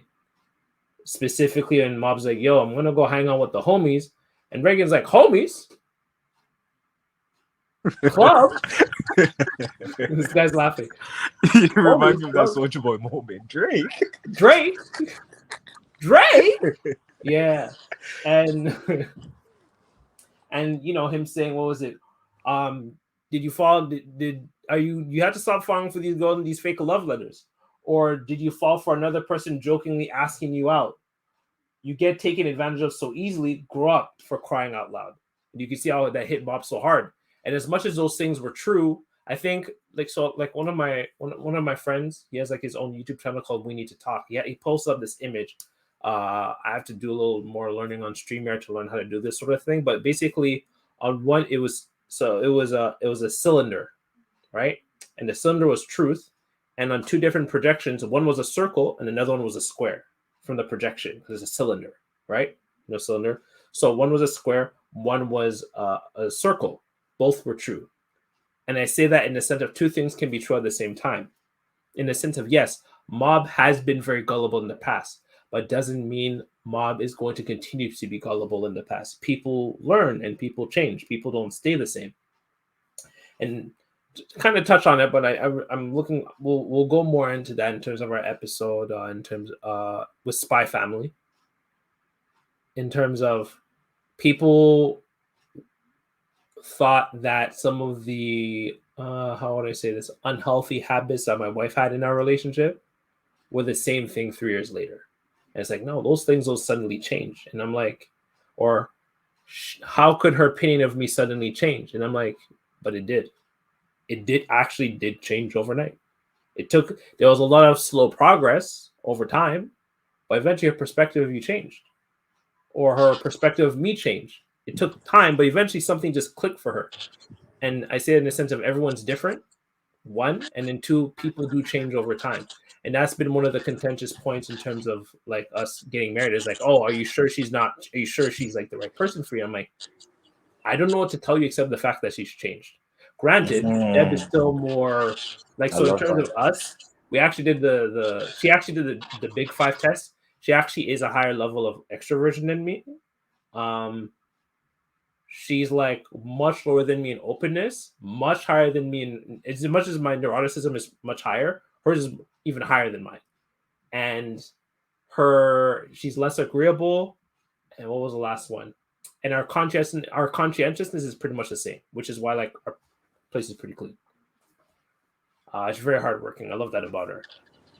And I say all these things to say is like, as much as like she may be more disagreeable than me, I think now we're about the same in terms of like when I recently did the test.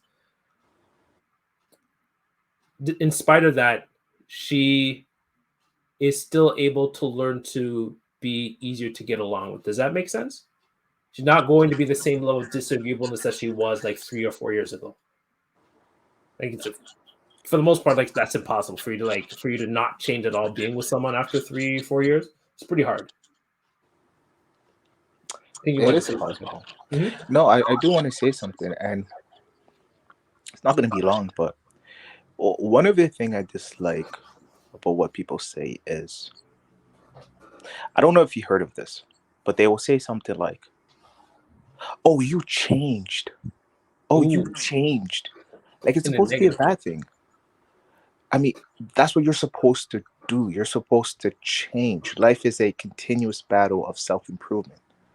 So you are supposed to change for the better. So whenever I come across, oh, I have this experience, oh my God, I don't know where I'm getting these experiences, just coming in my head. But I was working at Foot Locker one time. I never knew you worked at Foot Locker. Interesting. Go on. It was a year before the pandemic hit. Okay. So it was 2019 to 20. I was working there for a year. Okay. So I was working there and I was minding my business. And this one guy comes in from my high school. Right. So mind you, this is, how old am I now? This is like when I was 24. Yeah, you're about 24 because you're like 26 now, right? Yeah, so it's been like 6 years I've been out of high school. right? This one guy comes in because in high school I was extremely immature. I was immature. I didn't know what I want. Like we're all dumb teenagers, right? We don't know You're what supposed to go through that phase. You have to be dumb at one point. you have to. You have to. Yeah. So this one guy comes in to me. He comes in and he says, Jordan. I'm like, hey man, what's up? He's like, it's been a while. I'm like, it has. Like, how you doing? And he said, I'm fine. I'm fine. I didn't know you work at Foot Locker. I said, yeah, it's been almost a year now. I've been here.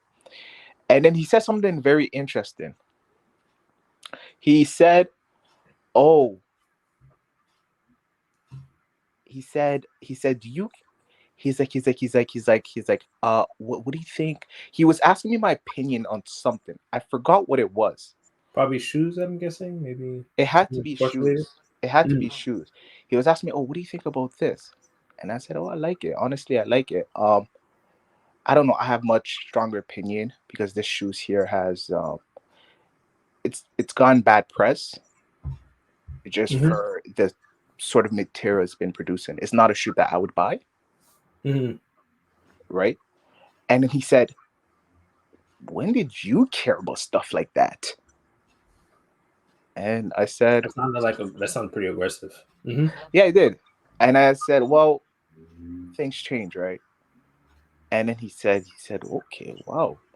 But that interaction right there made me realize something, right? That of course, and this is natural, right? But people have an idea of who you are. And especially if your last interaction was like probably 6, 7 years ago, Mhm. that's the image that they have of you. They don't have an updated version of you. So it's like a software, right? Mhm. If you didn't update, for example, your video game, You're playing you on the just last think, patch. huh? You're playing on the last patch. You're out. It's Exactly. incompatible. You're playing on the last version of the game, and that's the only game you know. That's the only type of combos you can do. That's the only defense mechanism that you know. Like, you see what I'm Yep. saying? And it's not until that individual comes with a new game, a much updated version of a game, that they're going to be surprised. They're like, oh, this game was like this? It improved? Oh my gosh, this is amazing.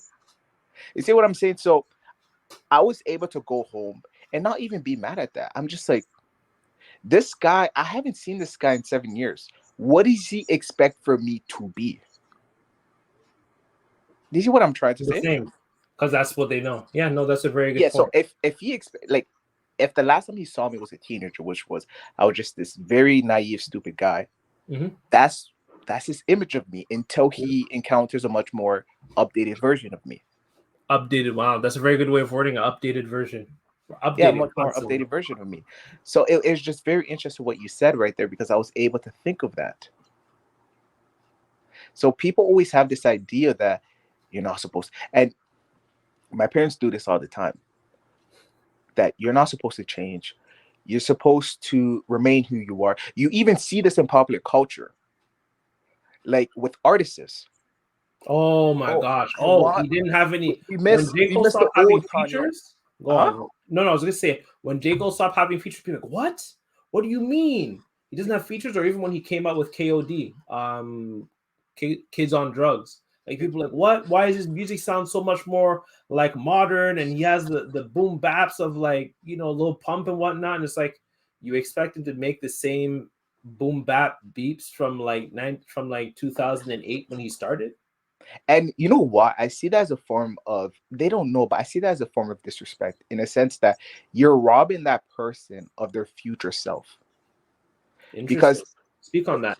yeah, so you're robbing the person of their future self because the person who at 20 years old, 25 years old, when they peak, maybe they're at a different point of their life where they don't want to speak about women like that in that way anymore. Maybe they got a daughter. Who knows? Maybe they got a son.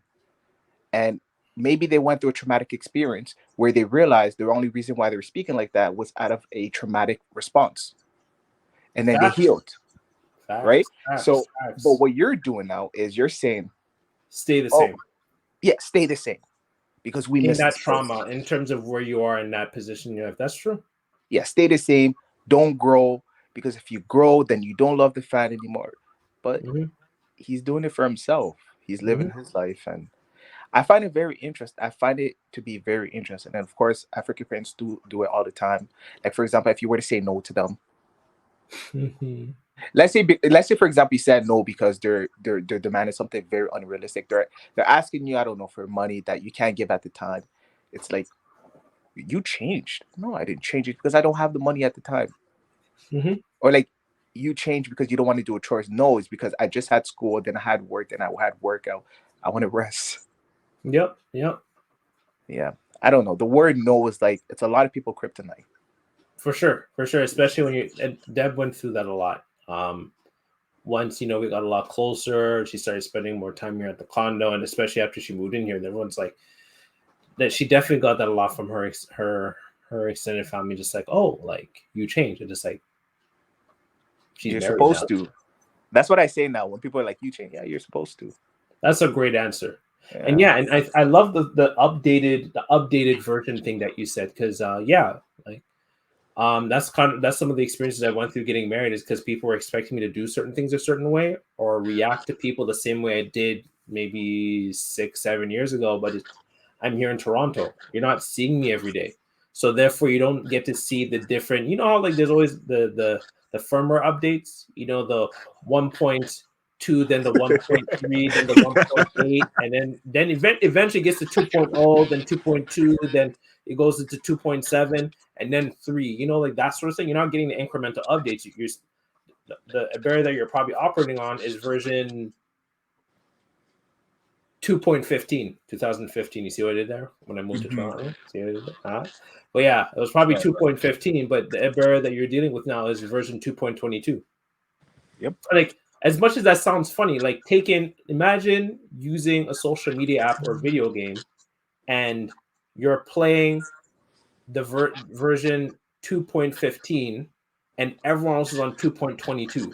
That's a big gap. Yep. That's a big gap. You know how much features change? You know how much more functions there are now that you don't have access to? That's a big jump. And what apps are, even though like I actually turn off auto updates for apps, because sometimes the updates mess with the program or the game. That does happen. Some things happen, like version 2.19, I was falsely accused. So not all patch updates are great, right? Some of the patch updates, your characters might suck in the game now. But the point being is that like it's still a different version. It's not going to be the same. That's just what it is. And that's a great point. And sure enough, like going back to Mob, Reagan's not with Mob when he's with his social club, right? He's not with Mob when he had that fake girlfriend. He's not with Mob when he's with the bodybuilding club. And it's only after Reagan realized that Mob has changed and Mob is changing that Reagan really got behind him. But initially, he didn't understand how to deal with him, and that's something I relate to in terms of looking at my nephews, my sister's kids. Like, you don't know.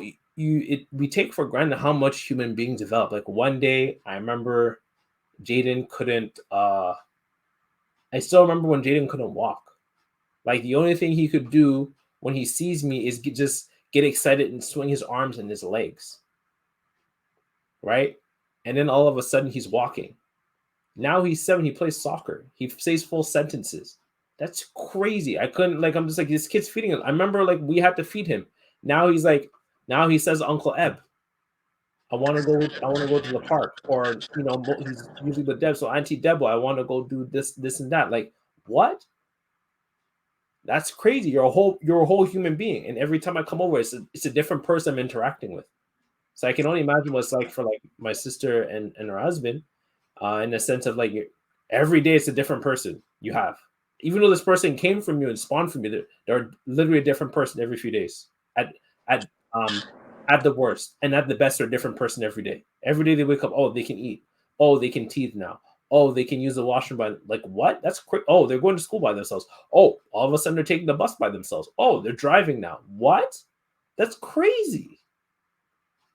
So as much as I can empathize with the struggle of dealing with, our parents saying, oh, you changed, I can also empathize, as much as it's frustrating, rather, that, someone was like, oh, you changed. Like, as you said, I'm supposed to change.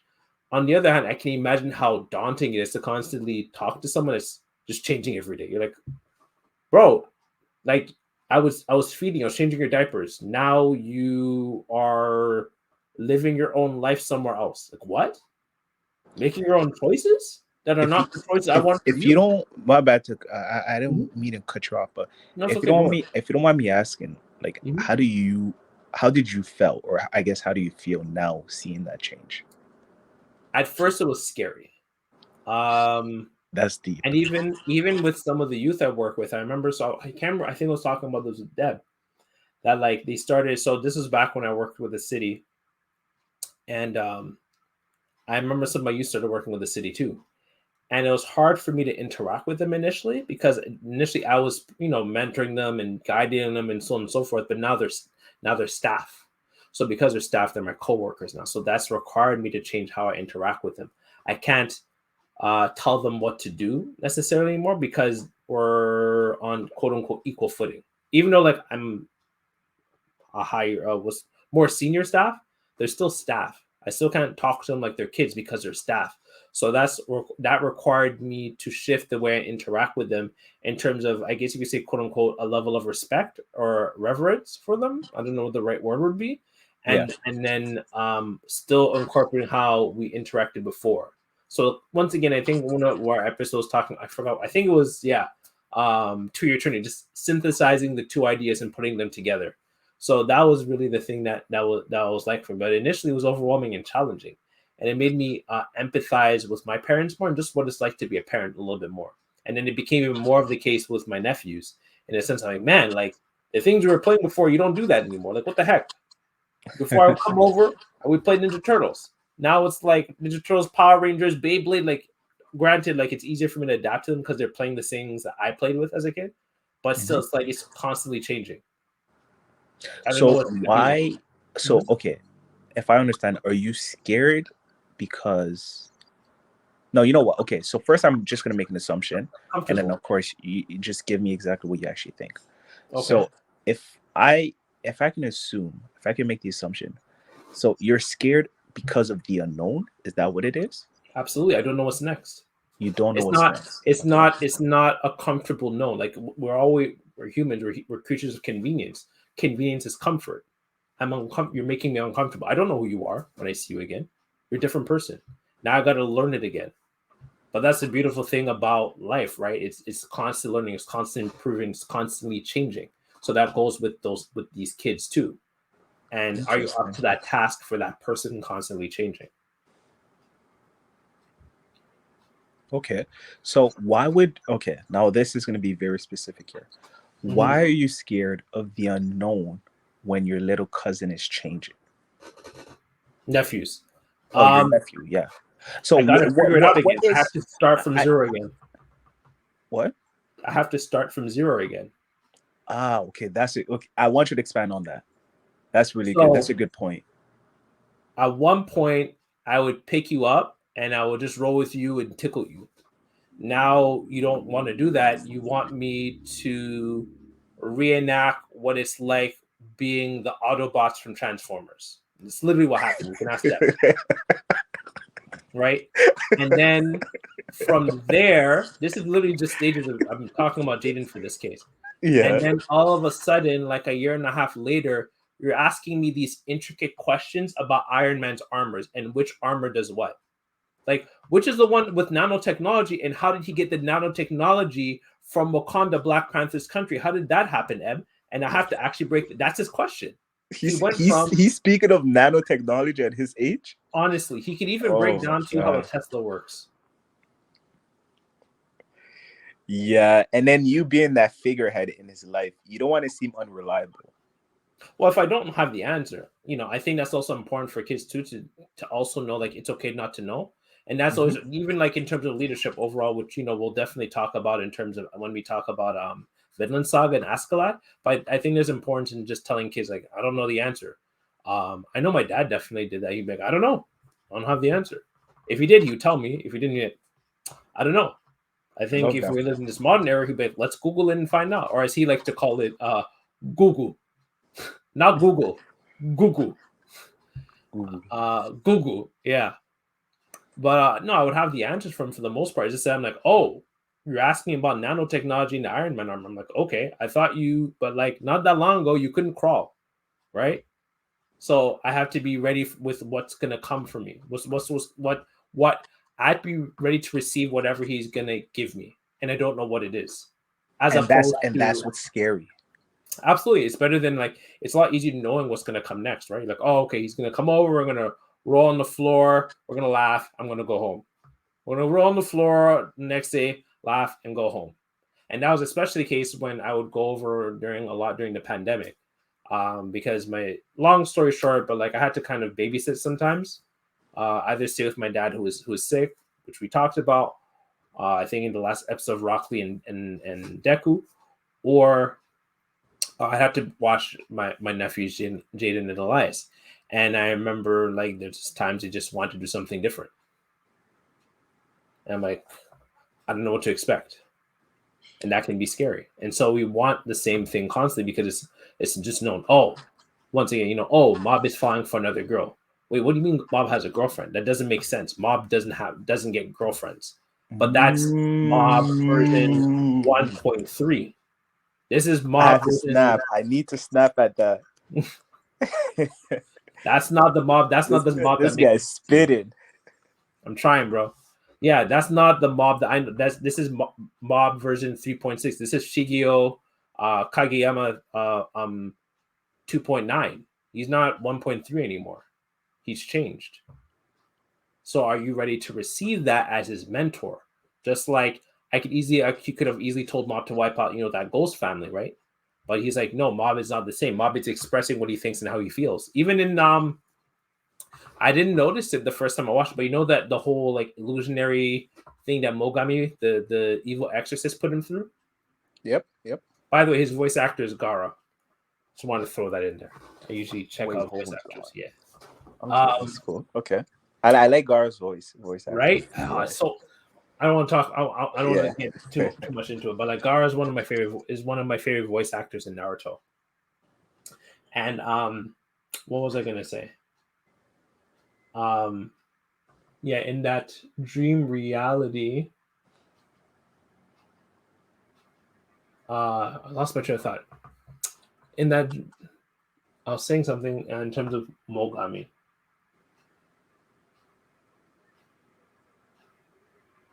Okay, well, I'll just speak in I might be able to remember. Okay. No, because you were saying along the line of, so people expected him to be a certain way until he changed. So when he got a girlfriend, he's like, what do you mean you got a girlfriend? Yeah, oh yeah. So, okay, I remember where I was going with this. What do you mean you had a girlfriend when you changed? It doesn't make sense. It's not in alignment with the Mob I know, but the Mob that you knew before is not the Mob that you know now. It even goes into his interactions with Mogami. Mogami thought that Mob would be like him, but he wasn't. He ended up having the people around him to bring him back to being who he really is, right? Mm-hmm. And that's one of the things I wanted to talk about. Like I said, my friend who has his YouTube channel, We Need to Talk, he made a really good point. And it's gonna bleed a little bit into our next episode, which I really this will get really good. He said that morality doesn't exist in scarcity, and I bring that up because one of the things it's hitting that way. Sorry, it just hit me. It just hit me because morality doesn't exist in scarcity. I'll say it one more time. Morality doesn't exist in scarcity. It hit because when you often say deep thing, you can't just think on a surface level. Mm-hmm. You see what I'm saying? For sure. You have to really look at the root, and that's the reason why I just had that realization. I'm like, wow, no, this hit me. Mm-hmm. And anyways, I want to hear your point on this, and then I'm going to add mine. Yeah, so I don't have the exact quote on me, but one of the things that Mogami said, the guy the evil exorcist. The term the evil exorcist is that he was saying that, it looks like you developed your ability, you developed other skills besides depending on your psychic powers. Only someone that has who grew up basically privileged would have the opportunity to think like that. And I think Mogami has speaks. He's spitting facts there. I think if Mob grew up in a different environment, he wouldn't try to be developing himself in those ways. But because Mogami had to, the only thing he could do, like we're talking about Mob's ability, for compassion and empathy, deductive skills, being able to relate and connect with people. That wouldn't have helped Mogami's mom. At least not initially, right? But he already had I think, as you said, the characteristics of the psychic powers to save her. Granted, the medical procedures didn't save his mom, but because he was in such a space of scarcity, how could he think about like wanting to quote unquote self-develop? How could you think of how do I build a strong support network?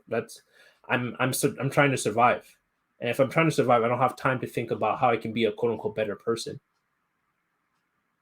To be a better person, that requires a sense of morality, a sense of consciousness, a sense of conscientiousness, right?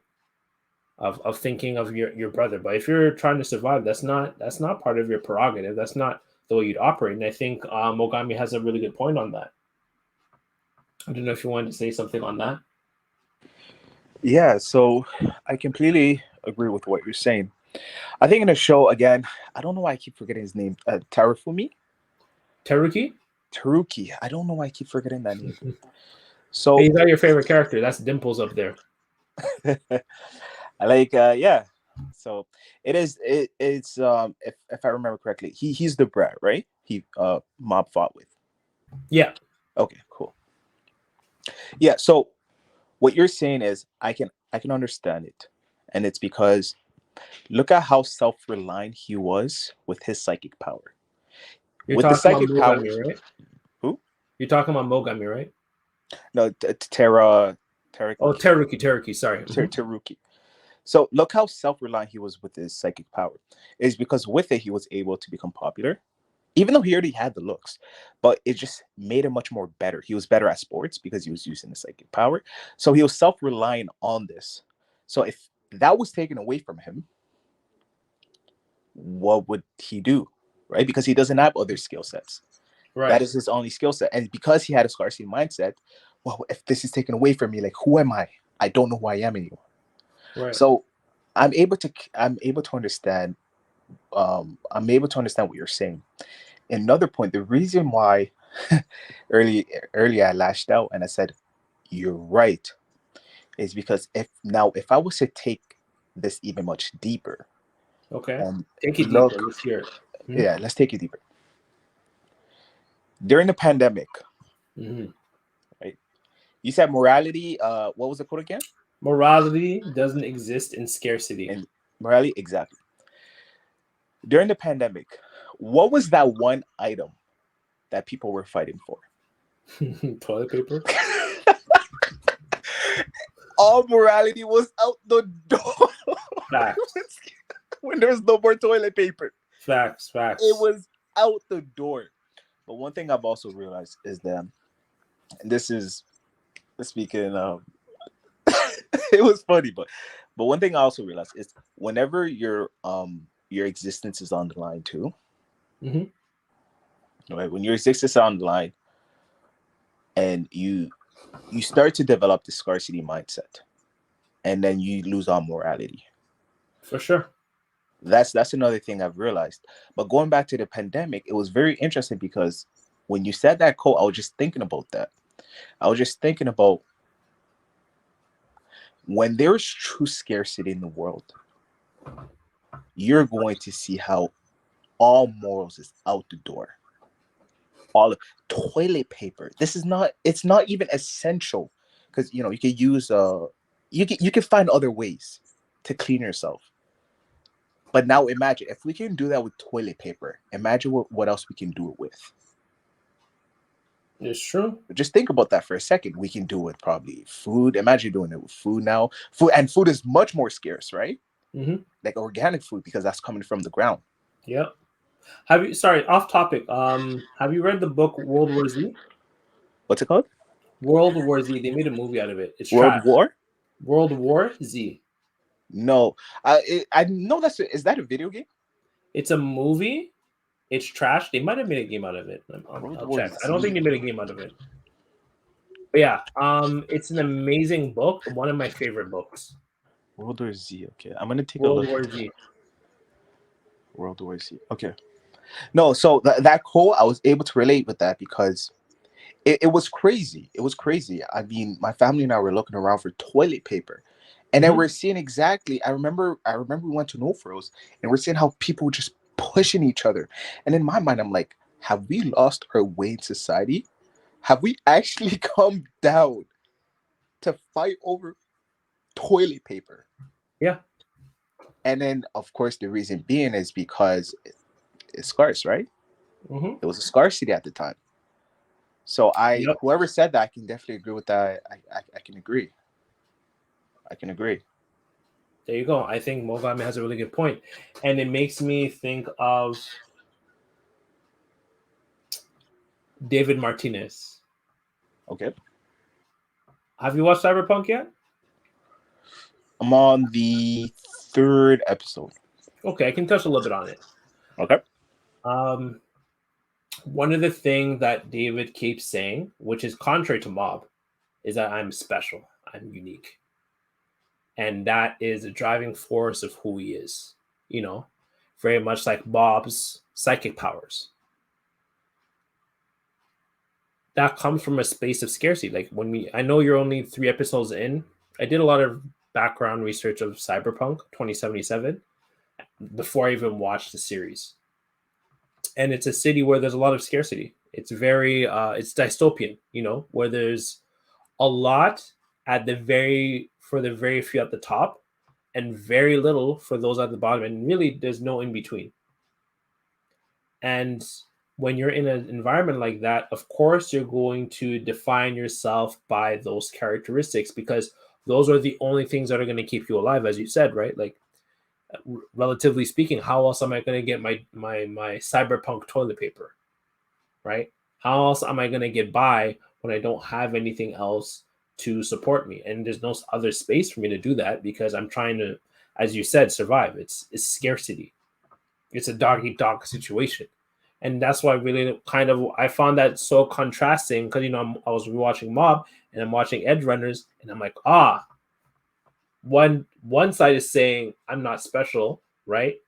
And therefore I need to really work on myself because I'm not special. And the other side is saying I am special.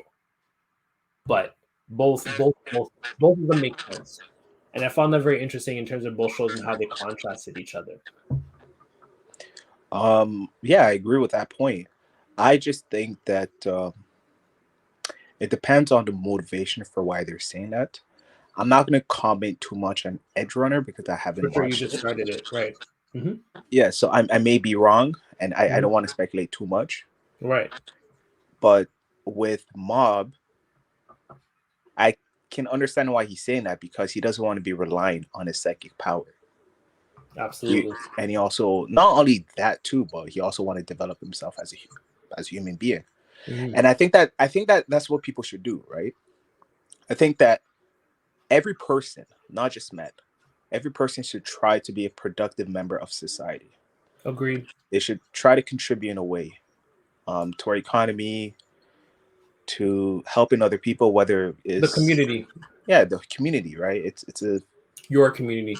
Yeah, we are a community. So the fact that we're all Canadians, we should look out for one another. I truly believe that, right? I agree. So, I agree. And it all starts with developing very important characteristics and skill sets. Mm-hmm. So that's why I can understand exactly Mob's point of view. Mm-hmm. That's a really good point because, sorry for jumping in. Yeah.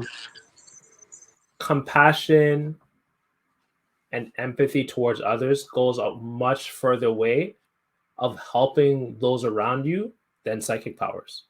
Like psychic powers are more of a vacuum ability, right? Like unless someone's attacking you, you don't really need to use psychic powers.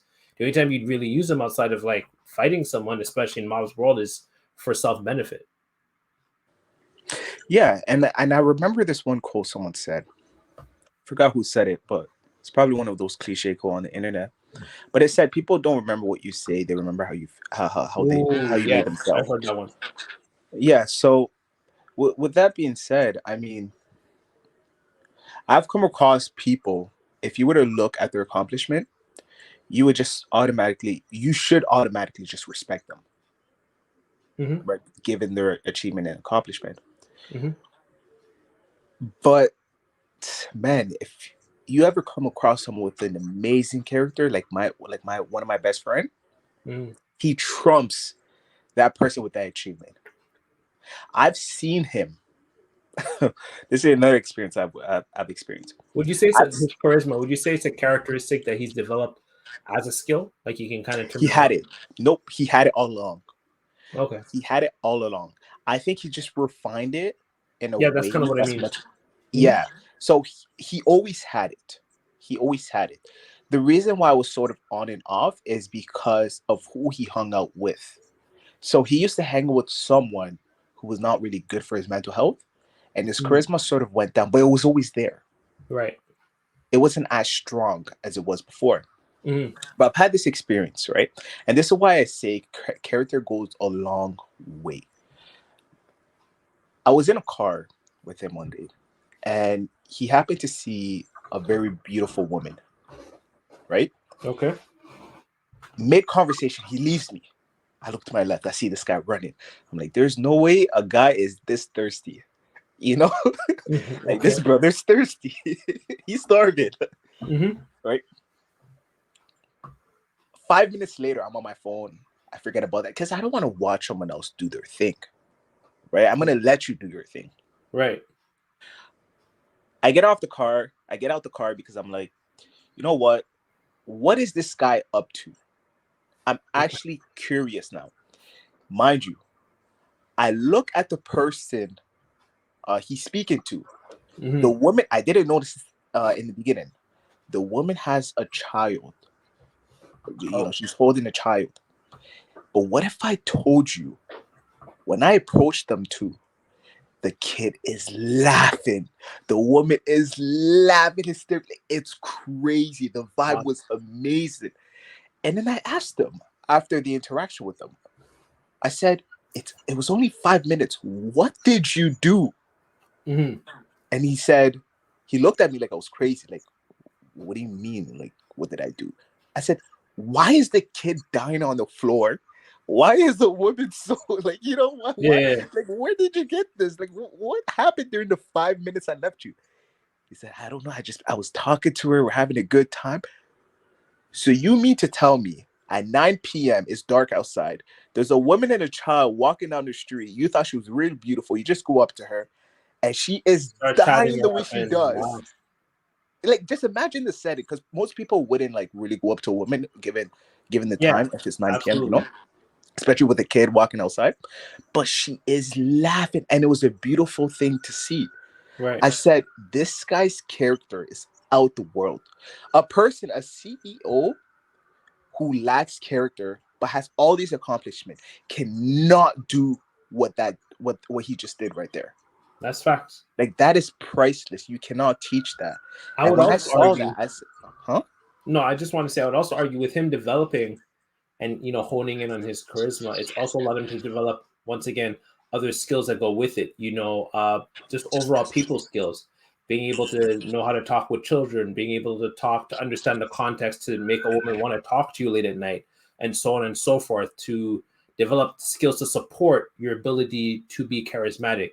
Soft skills such as being able to read body language, being able to maintain eye contact, whatever it is, being able to know how to make a joke, how to make someone feel laugh and to make them laugh and feel comfortable. Like that's a lot of different things that it sounds like he was also able to develop where that's added to his charisma rather than just be like, yeah, I know how to talk to people, but like, do you really know how to talk to people in any circumstance?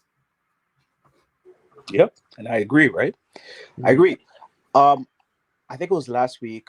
I met this one guy at the gym, randomly spoke to him, and he literally said this to me. He was this 19 years old guy, so I don't hold it against him. He's very young, right?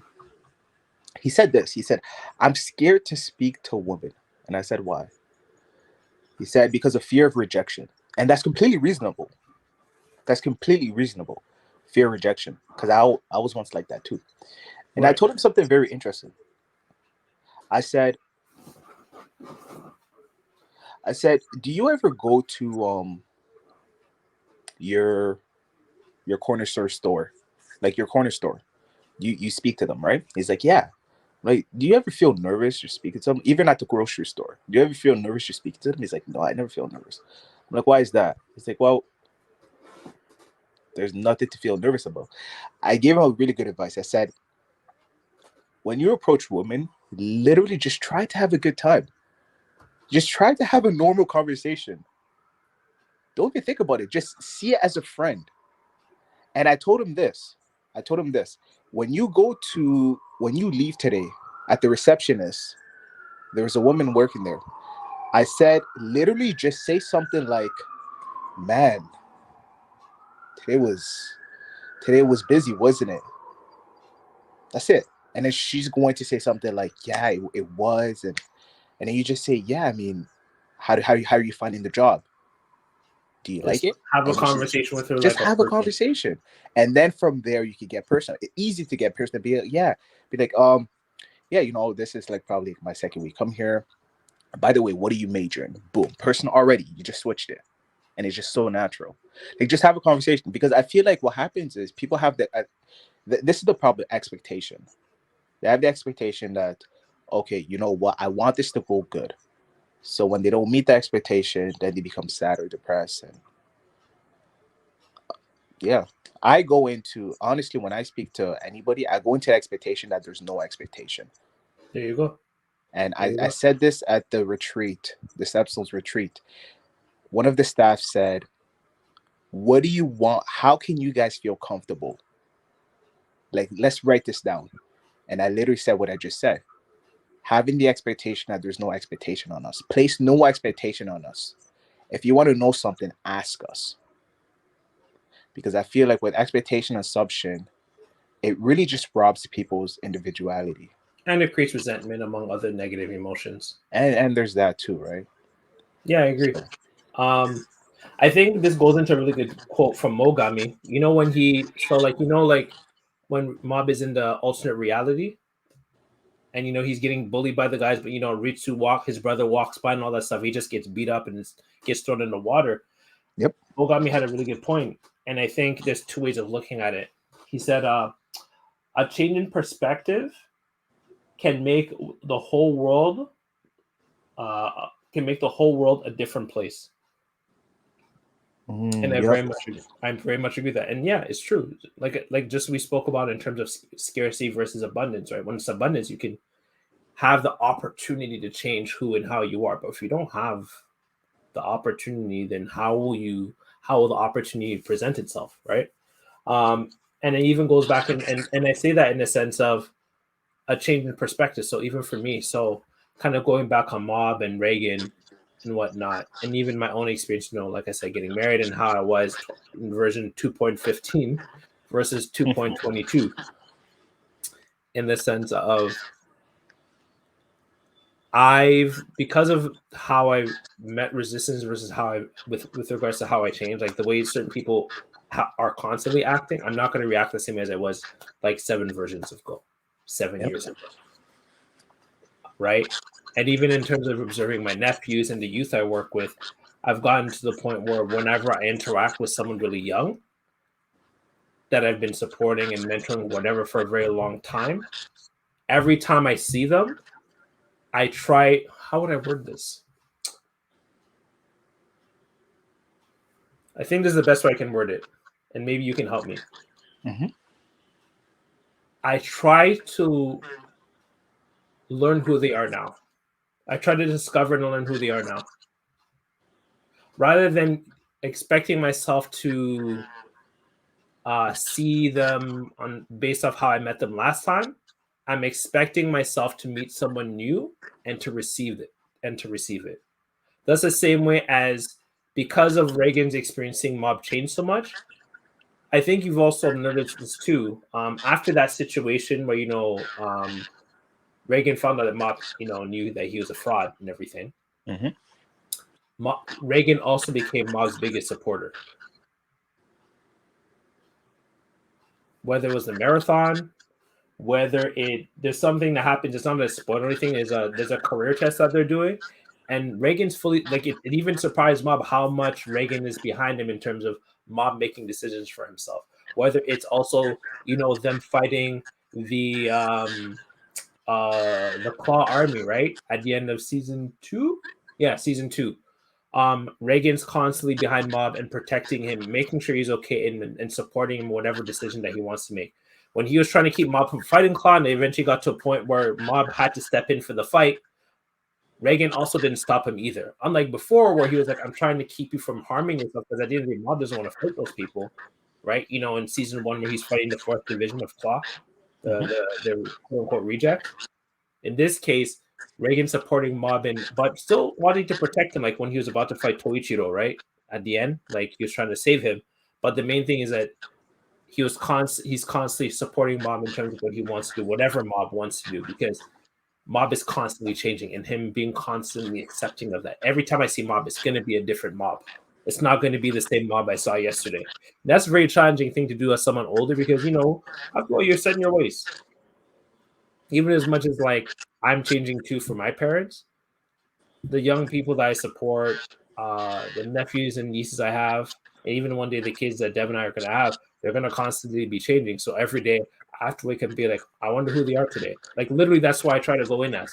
Sometimes I'm not the best at it. Like I've had situations where I expect my youth to do a certain thing, and they're like they straight up have been like, why would I do that? That's an amazing perspective.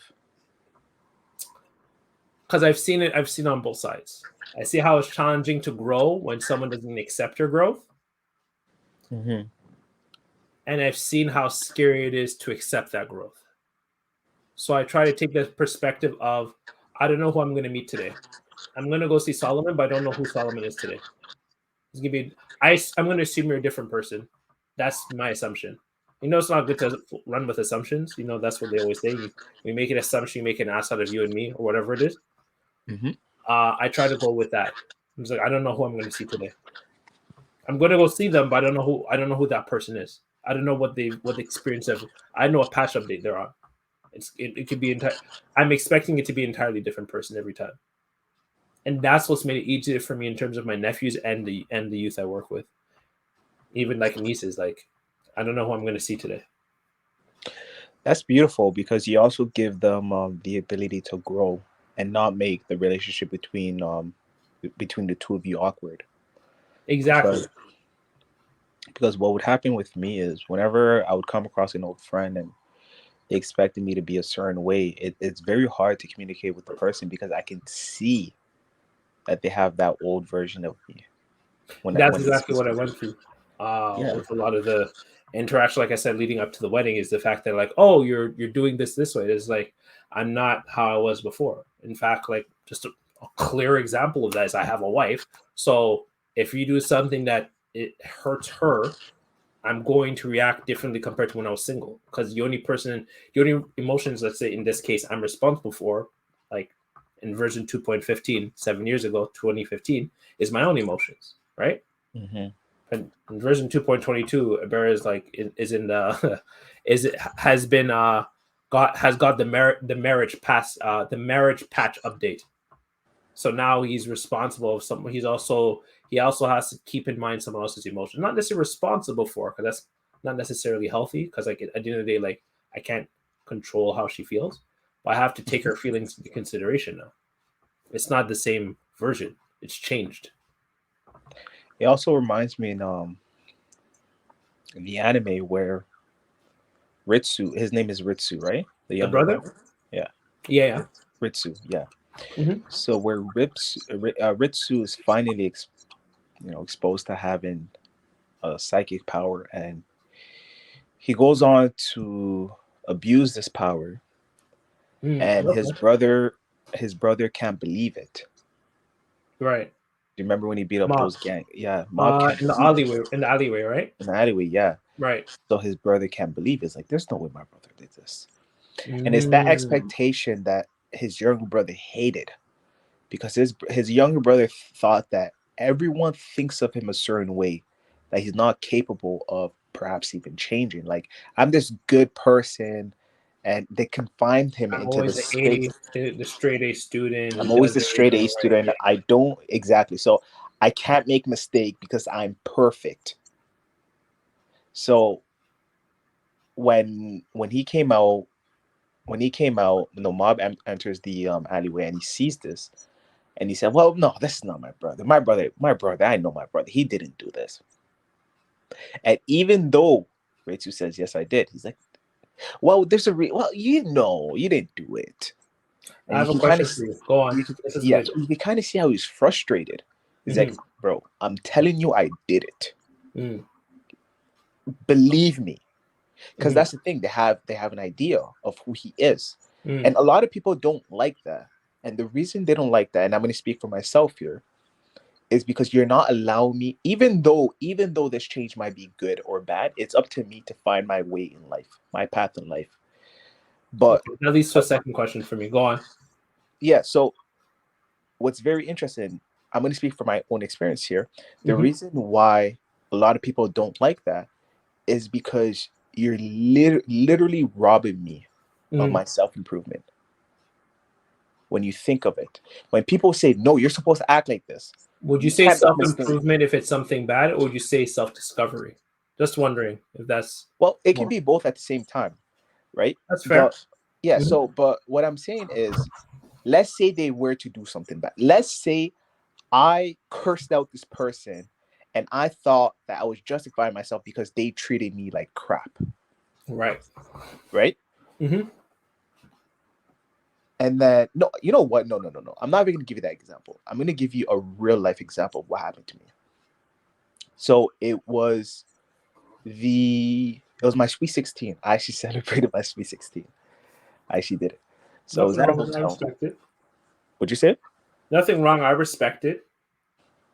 Yeah, so it was my Sweet 16. We celebrated at the Delta Hotel. My mom planned everything.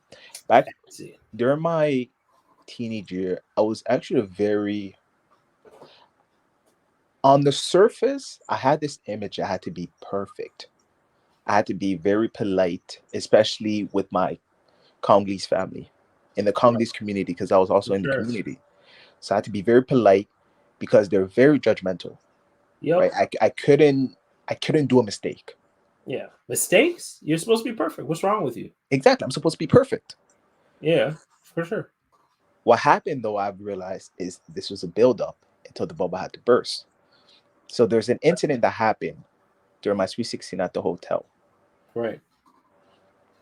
where my mom's friend confronts me and said, "What are you guys doing? You guys are supposed to be downstairs enjoying the party with everyone else. Why are you guys up here locked in a room with girls?" Uh-oh. Right? And then they said this. This is what she said after. She said, "I didn't know you were like this. You changed." And then I snapped. Okay. I said, "Listen." I said, "Listen, you've never knew me." I said this. I was like, "You never knew me." And I was sort of disrespectful. I was like, this is Canada. This is not Africa. I can do, and I was really disrespectful, and I'm not proud of that. But I said, this is. It's funny because my mom used that example even till today. No, but it's funny. So I was like, this is Canada. This is not Africa. I can do what I want. I can choose to be who I want to be. I don't have to fit your image of who I think I am. Right. Yeah. Right. So I remember doing that, and I was really, really pissed because this person had an image of me, and they were trying to guilt trip me into thinking they know Being who that I am. version of, yeah. So that's what pissed me off. So I can understand exactly Ritsu, Mob's younger brother, into thinking that they're supposed to uphold a certain image, and if they don't, then wow, you change. You're a terrible person. It's because I had an image of you, and you didn't perform up to my standards of who you Of the were. version I expect you to be. And Exactly. so this really leads to a question for me. Why do you think Ritsu, the moment he got his psychic powers, started to misuse them, unlike Mob. Because like Ritsu is very accomplished, so he wouldn't have to define himself by his psychic powers, no? So why do you think Ritsu was like that? Well, we have to first understand the reason why he wanted the psychic power. We Okay. need to first understand that. Okay, And break that down for in, us. in the beginning, I personally thought it was jealousy, but it wasn't jealousy actually. So what is it then? Or what was it He then?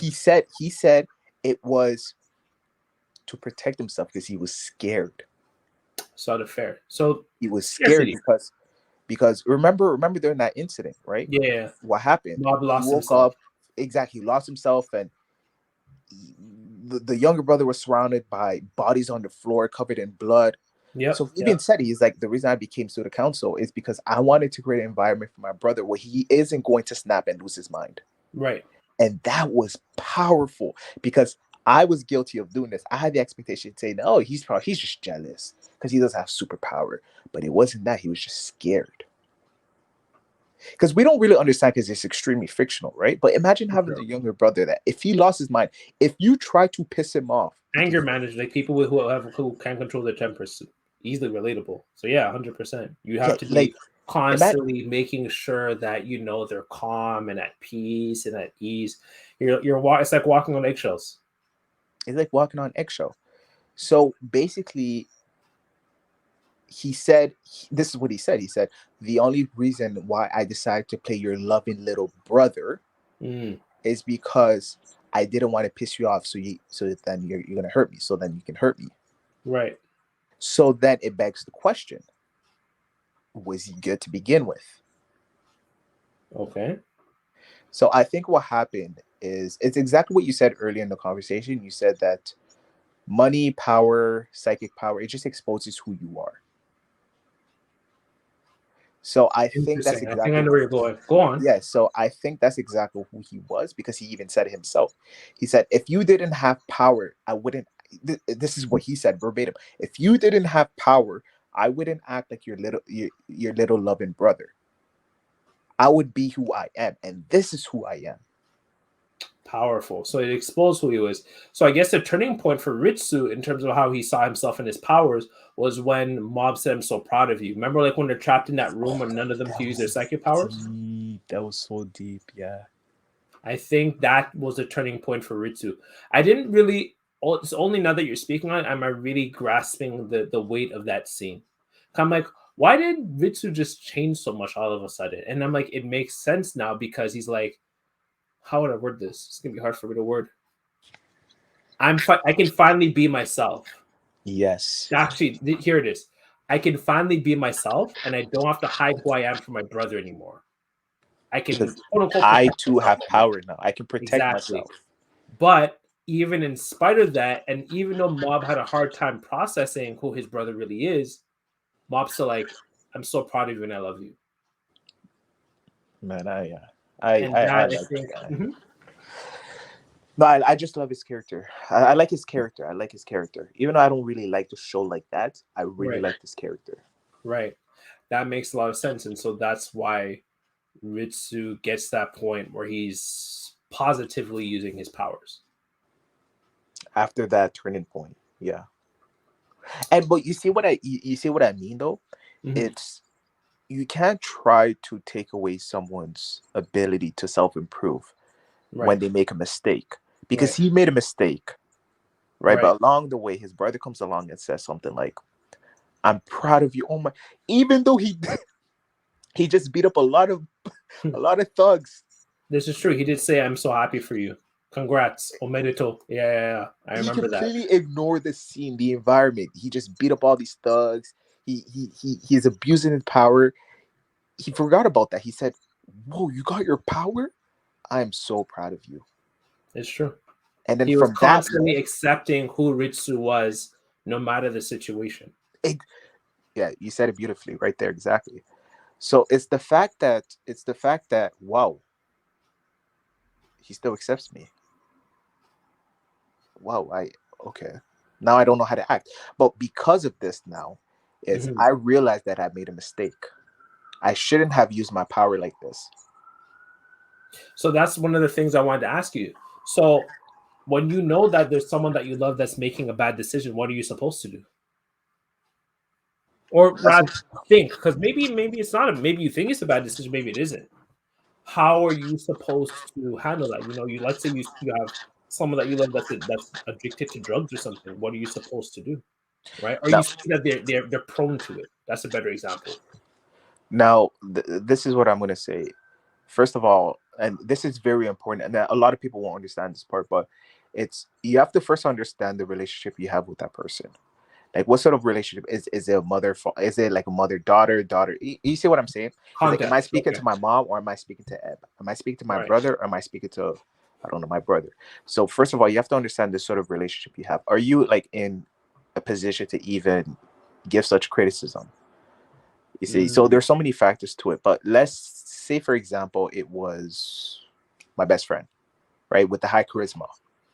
So I know exactly how to approach him because we have that relationship. So I first know that, okay, so this is my friend. This is not my brother. This is my friend, a really good friend of mine. So there's certain things I will say to my brother that I wouldn't say to him, and there's certain things I will say to him that I wouldn't say to my brother, right? So if he's going through some depression or whatever the case may be, hard times. I can't tell him what to do.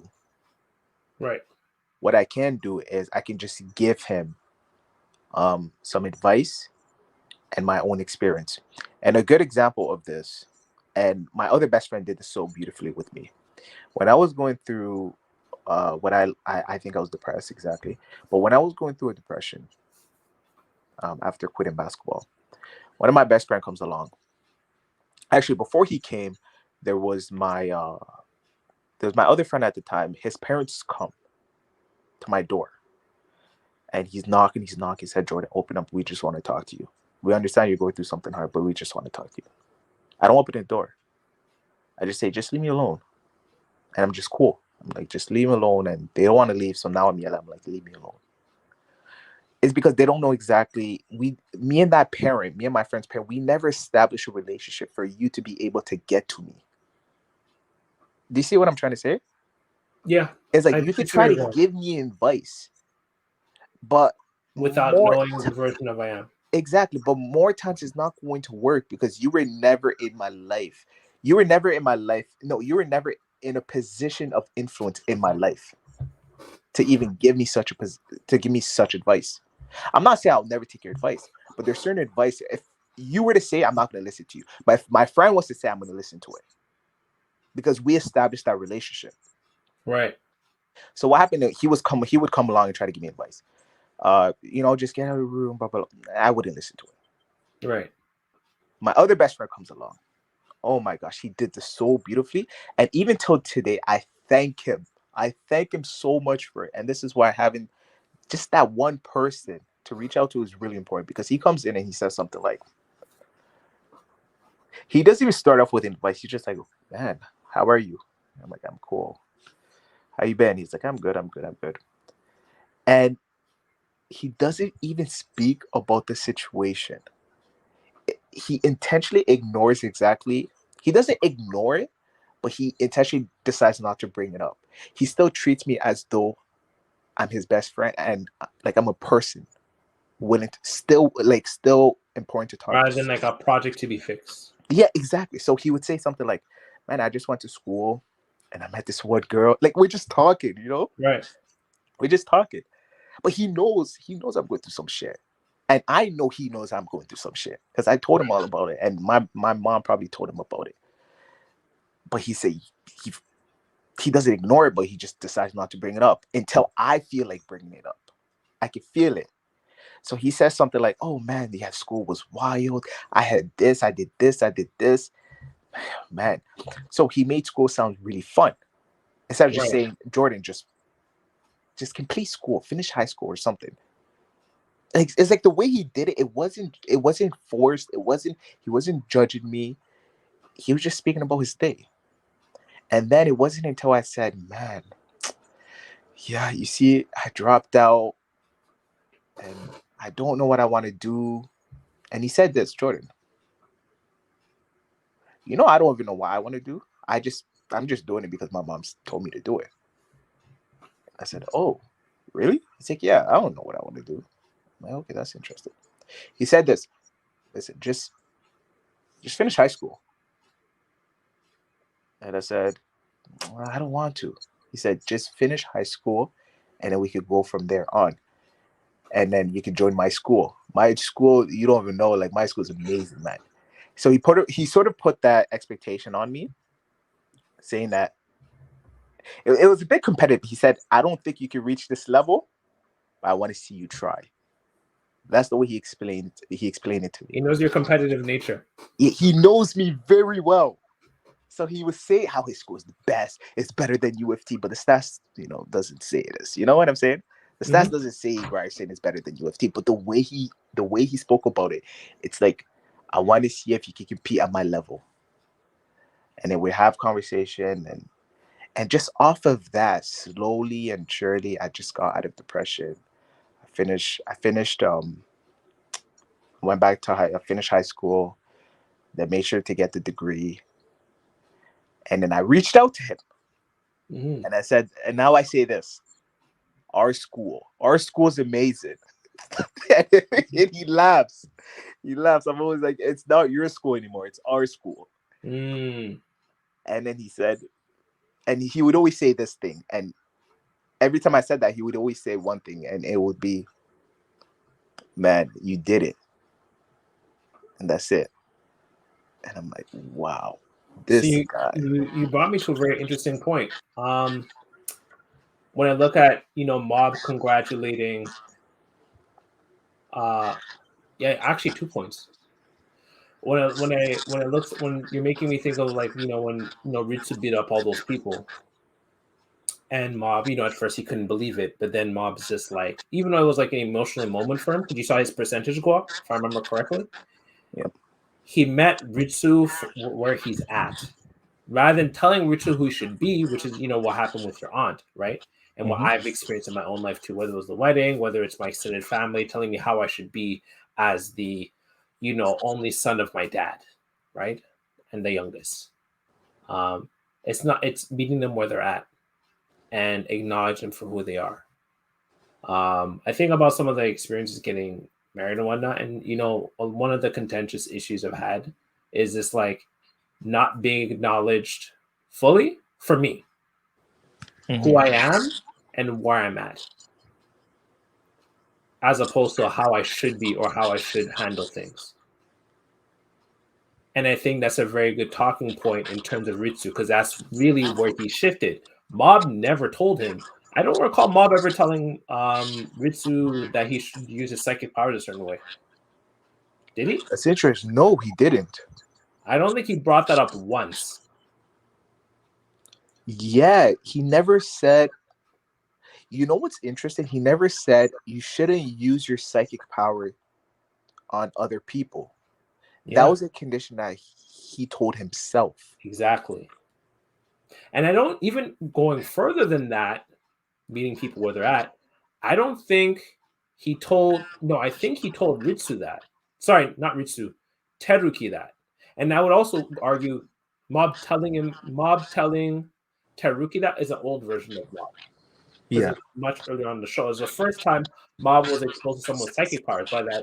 By the time we get to Ritsu doing it, Mob is exposed to a bunch of psychic people. And I don't also recall Mob telling people that they shouldn't use their psychic powers to fight. He just says, I'm not going to use my powers to fight you. I love that, because when he says it, it's not coming from, I think I'm better than you. This is just my way of life, my ninja way of life. I'm thinking of Naruto. Yeah, his Nindo. Yeah, say it, bro. Say it. Yeah. This is my Nindo. Yeah, this is my way of life.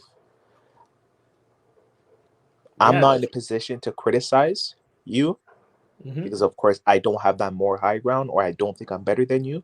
I just know myself well enough to think that I can't do that, because I know that I can be extremely dangerous. And that's very high emotional intelligence right there. That's intelligence. This episode has been very insightful for me for some of my recent experiences. In what way? Just meeting people where they're at. And I've been trying to figure out a lot of my own emotions But, I only got married like November, Like what, 3 months? months? 3? Yeah. Months. And so I have a lot of emotions. I'm a slow processor, just as we talked about with the Rocky episode. It's a good thing in a sense of it allows me to really pinpoint and figure out how I think and feel. Uh-huh. But then at the same time, it takes me long to say what that is. So I've been still processing a lot of emotions, a lot of my thoughts. And just that point of, how would I say this? I think that's the best way of wording it. The lack of finger pointing. The lack of finger pointing finger pointing in tandem with meeting me in terms of my experiences and what I've gone through in terms of my version updates from 2.15 to 2.22, where I'm at, right? Just getting to this point and what that means in terms of how I am and just figuring out what that is rather than you should be like this or you should do this. Does that make sense? Yep. And one of my closest friends, I think one of the things that's helped our relationship, despite the changes that's been tumultuous for both of us, for me going from 2.15 to 2.22, even though I've known her since version 2.09, so since 2009, Okay. is that she's constantly, I can't remember there's this thing that she said, but she's constantly working on getting to know me with every version that comes. And I think what also helps is that this person also lives here in Toronto, so they're constantly more exposed to me compared to like my cohort in Montreal. Interesting. Okay. You see, those are the type of friendships you want to have. We're still friends. Exactly. If you don't mind me asking, are you able to find a connection between this show and your marriage?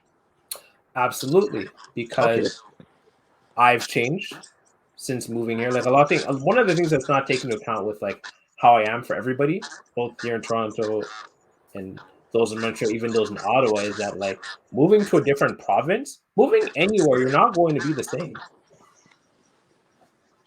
Yep, I agree. Like, for instance, I think we talked about this, which I'm going to be taking classes for. I made like we'll talk about it after this episode, but like one of my goals is to like get my French down, and like just me being here in Toronto, I don't speak French anymore, so I lost my French.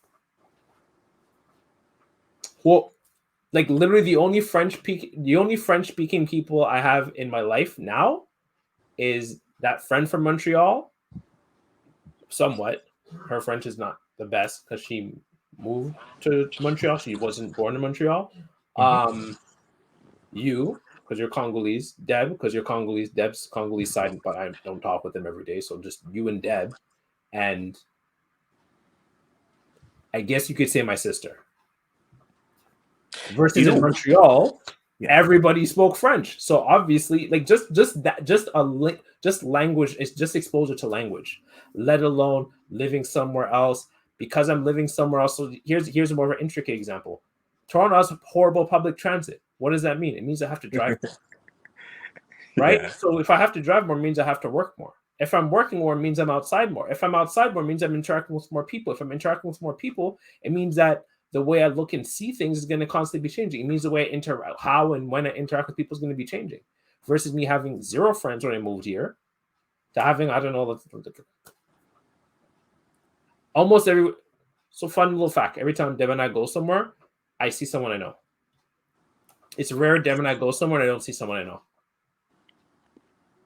So you can see how much more people I interact with in, I don't know, 2019 when Deb and I first met, version 2.19, right? Versus when I came here in 2015. I had far more people to interact with now. So it means the way I look at things, the way I see life it's going to change. I cannot stay the same. Granted, when we go back, like I said, we talked about the ocean test. I'm like my level of extroversion exactly the same, right? My agreeableness is still very high, but not as high. My openness is still very high, but not as high, right? I'm still open and I'm still very nice and welcoming. I'm still very nice and welcoming, but I'm not as nice and welcoming as opposed to when I first moved here. Okay. I've realized that just going back to your French for a second, I've realized one of the ways, now, this is my experience, because whenever I give my opinion, it's always my experience. Mhm. One of the ways I've realized I was able to improve my French on a professional level, because Mhm. remember, I speak, yes, you're right, I do speak French, but Mhm. it's much more just conversational. Mhm. So yes, I'm fluent conversational, but just because you speak French on a fluent conversational level, it doesn't mean that you speak on a professional level. And it's Mm. like the same thing in English, right? You Mhm. you have those people that can speak to just anybody just on a casual basis, but you put them in a corporate You're setting. moving mad blood. Yeah, exactly. You put them in a corporate setting. Now they don't know how to speak properly. Like they don't know how to speak corporate level Yeah. English, right? So that was the case for me, right? So, but I realized one of the ways that I was able to improve my Mhm. French on a professional level was because I told myself this before I even accepted this job at Laurentian Bank, because for many people who may not know, it's a French bank. So Right. their primary language, yes, it's bilingual, but It's a 90% Quebec. of the It's a calls I Quebec make, exclusive bank, basically. Yeah. yeah, their headquarters in Montreal. There you go. So 90% of my calls are in French. But before I even accepted the job, I told myself this, because I've had other positions to accept. I had I could have done administrative task works or stuff like that, like just looking over TFSAs and whatever documents, and that would be in English, right? That's in English. That's not in French. But I told myself this. Okay, so which one is the most hardest job? Most Which challenging. one? I'm telling you the truth. I was like, which one's the Mhm. most hardest job? Which one has a higher stress level to where I can learn? It won't Mm. take away from my learning. That Rock Lee waits. Go on. Yes, so that's exactly what I thought. And then which one will I will be able to improve my French? Because I realized that one of the ways to improve your language is to be in a survival position. So the fact that if you know that if I don't learn this language, I won't be getting paid, that will do something to your mind. I'm telling you, it did something to me. I was having a conversation with my mom and my brother was over. My twin brother came over, and he said, "Whoa, your French changed. Like, why are you saying these words?" And in my mind, I don't realize it, right? Because I was in survival mode, but not in the unhealthy way. It was in a way where I accepted myself. I told myself, okay, I'm going to do this because first of all, I find it challenging, I find it Mhm. fun, and at the same time, I get to improve on this skill. Mm. It's like playing a video game, right? I There know it's you going to go. be hard to defeat this boss, and I know Mhm. I'm going to fail many times, Mhm. but the more I come back, I'm Mhm. going to do some damage until I finally defeat it and I perfect it. Mhm. So that's the way I saw it. But it wasn't until I put myself in that healthy survival mode that I was able to improve my French. So I don't know. So I think that's one way to look at it. Mhm. If you know that if I don't get this done, there will be some repercussion. Mhm. I'm telling you right now, your rate of improvement is going to drastically increase, and especially if you're receptive to learning, right? Mhm. Mhm. Learning it's going to increase like you never imagined, because Mhm. now something's on the line, and you know you Mhm. have to perform. Mhm. So yeah, so that's the way I saw it, and that's the reason why I made sure to get my French up that level. I don't know. I was just reminded of that when you spoke I about can. I can. That's an offline conversation. I can tell you why. yeah. But I gave myself a year. Yeah, you see, that's another good example. That's Like really a good. year So from if you like. do that, you're going to improve. Yeah. Yeah, you're really going to improve. And But I want, because yeah, go on. no, continue. No, I was gonna say like I was talking with Deb. I'm like I'm gonna be able to get the French language in a year, and she's like, yeah, but like, and then I said I'm gonna have another year where I'm gonna commit to uh writing French, Okay. but I'm separating the two. So I'm going somewhere with this. So the learning to speak French. I've seen how skilled I am linguistically just from speaking, just from like looking at my oratory skills, talking in front of people, talking Yeah. right now, which is technically in front of people, whatever. And then also just having conversations with people, being able, and then also my grammatical skills, even like the way I text. I don't know if you ever notice this. I text when I'm typing on WhatsApp, I type lowercase 'cause I don't feel like capitalizing all the time. But I think I punctuate a lot. I'm always making sure to maintain my English grammar skills. Just I don't want to like loosen that up because it'll just take one bad situation for something to go bad, right? Like Mhm. you say LOL in an email, as an example. And I say all this to say I'm like because I've developed so much skills with the English language, and because I already have a foundation of French, I know I can easily grasp French language. Also, like even people like talk to me like your pronunciation of Japanese words is very accurate. Mhm. So I know I have the capacity to do it because I'm going back on like what you said with your friend with extreme charisma. I've developed a lot of things that have complemented my English language skills. Even in terms of I'm going to be learning Igbo as well. I know I can learn languages. Before I was unsure of myself, but at this point in my life, I'd be able to see how good I am in terms of languages and even just saying people's names. I can see your name, I can see it's Tamil, and so I know to not heavily enunciate the vowels, for example. Mm. I know it's not Abil Santh, it's Abil Santh. I Interesting. can see a name and I know it's Toichiro. I'm not saying Toichiro. I'm saying Toichiro. I know how to do those things. I need to ask you this now. So, if you're not able to do it for a year, like, what is your consequence? What is the I consequence? told you that's an offline thing. Oh, it I don't is. want to say. I can't say it here. Okay, no The worries. internet's watching. Come on, bro. The internet's watching. But I give myself a year. I already talked about it with Deb. She's like, oh, okay, man. Shoot, do your thing, homie. Shoot. Okay, you didn't really get. Okay, so Mhm. going back to the show, you didn't really get into the specific as to how exactly did you change in the marriage, given to the relationship to the show.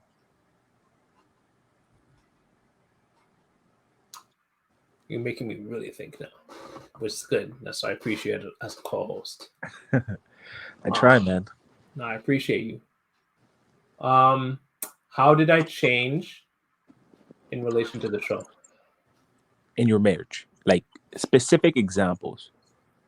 Specific examples. Yeah, because you sort of went, you sort of spoke broadly about this.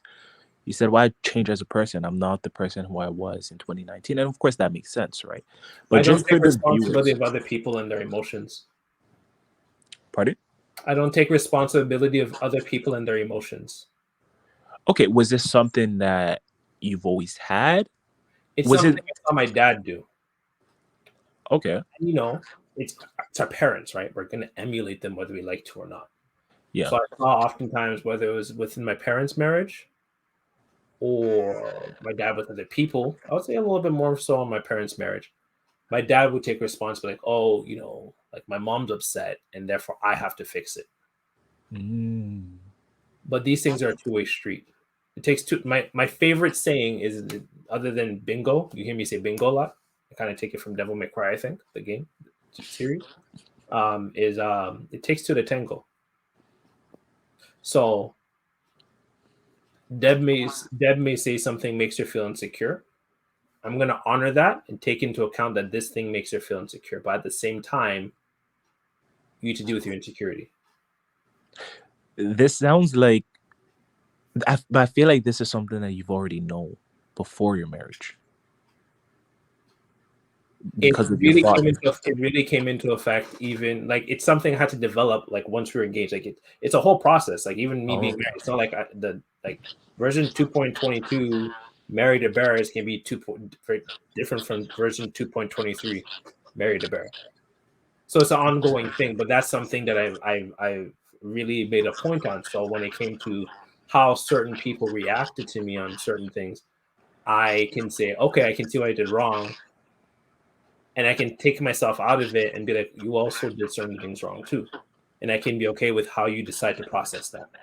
I'm not going to hold you to it because you're your own person, and at the same time, as much as I've changed, you changed too. hmm So how would I word this?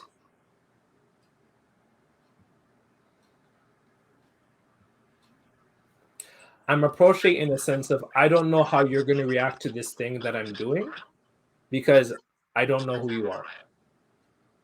Does that make sense? Yeah, Yeah.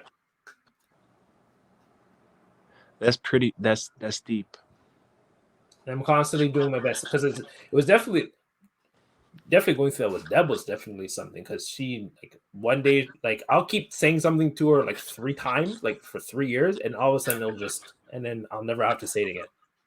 That's trippy. Like for someone for you not to have to say anything like to someone like you say something every day for like 3 years and all of a sudden they're like you don't have to say it anymore. What? What do you mean? I get it. What? Since when? Yesterday.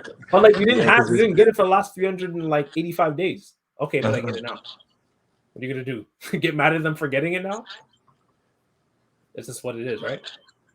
and now you have to sort of Reconcile with that. change. Yeah, exactly. Now change your position with that. And I think that's something that we also struggle with too. You know, whether you have kids or your mentor or whatever it is, kind of going back on Reagan in a sense of um, being okay with Mob not relying on him anymore. So there's certain things that like Deb may have relied on me for, like I'm very self confident. So Deb leaned on me a lot for her self confidence when it came to her art business. And like, oh, will this thing sell? She doesn't ask me anymore. And I think that's something that we often forget is that like, you often hear those relationships where it's just like, he used to be an addict and then he's no longer an addict and now he's, paying for everything and I don't know how to deal with it. You weren't ready for him to change. You're ready for him to stay as a drug addict. Under the pretext that you wanted him to change. Exactly. You didn't actually, you wanted to want him to change.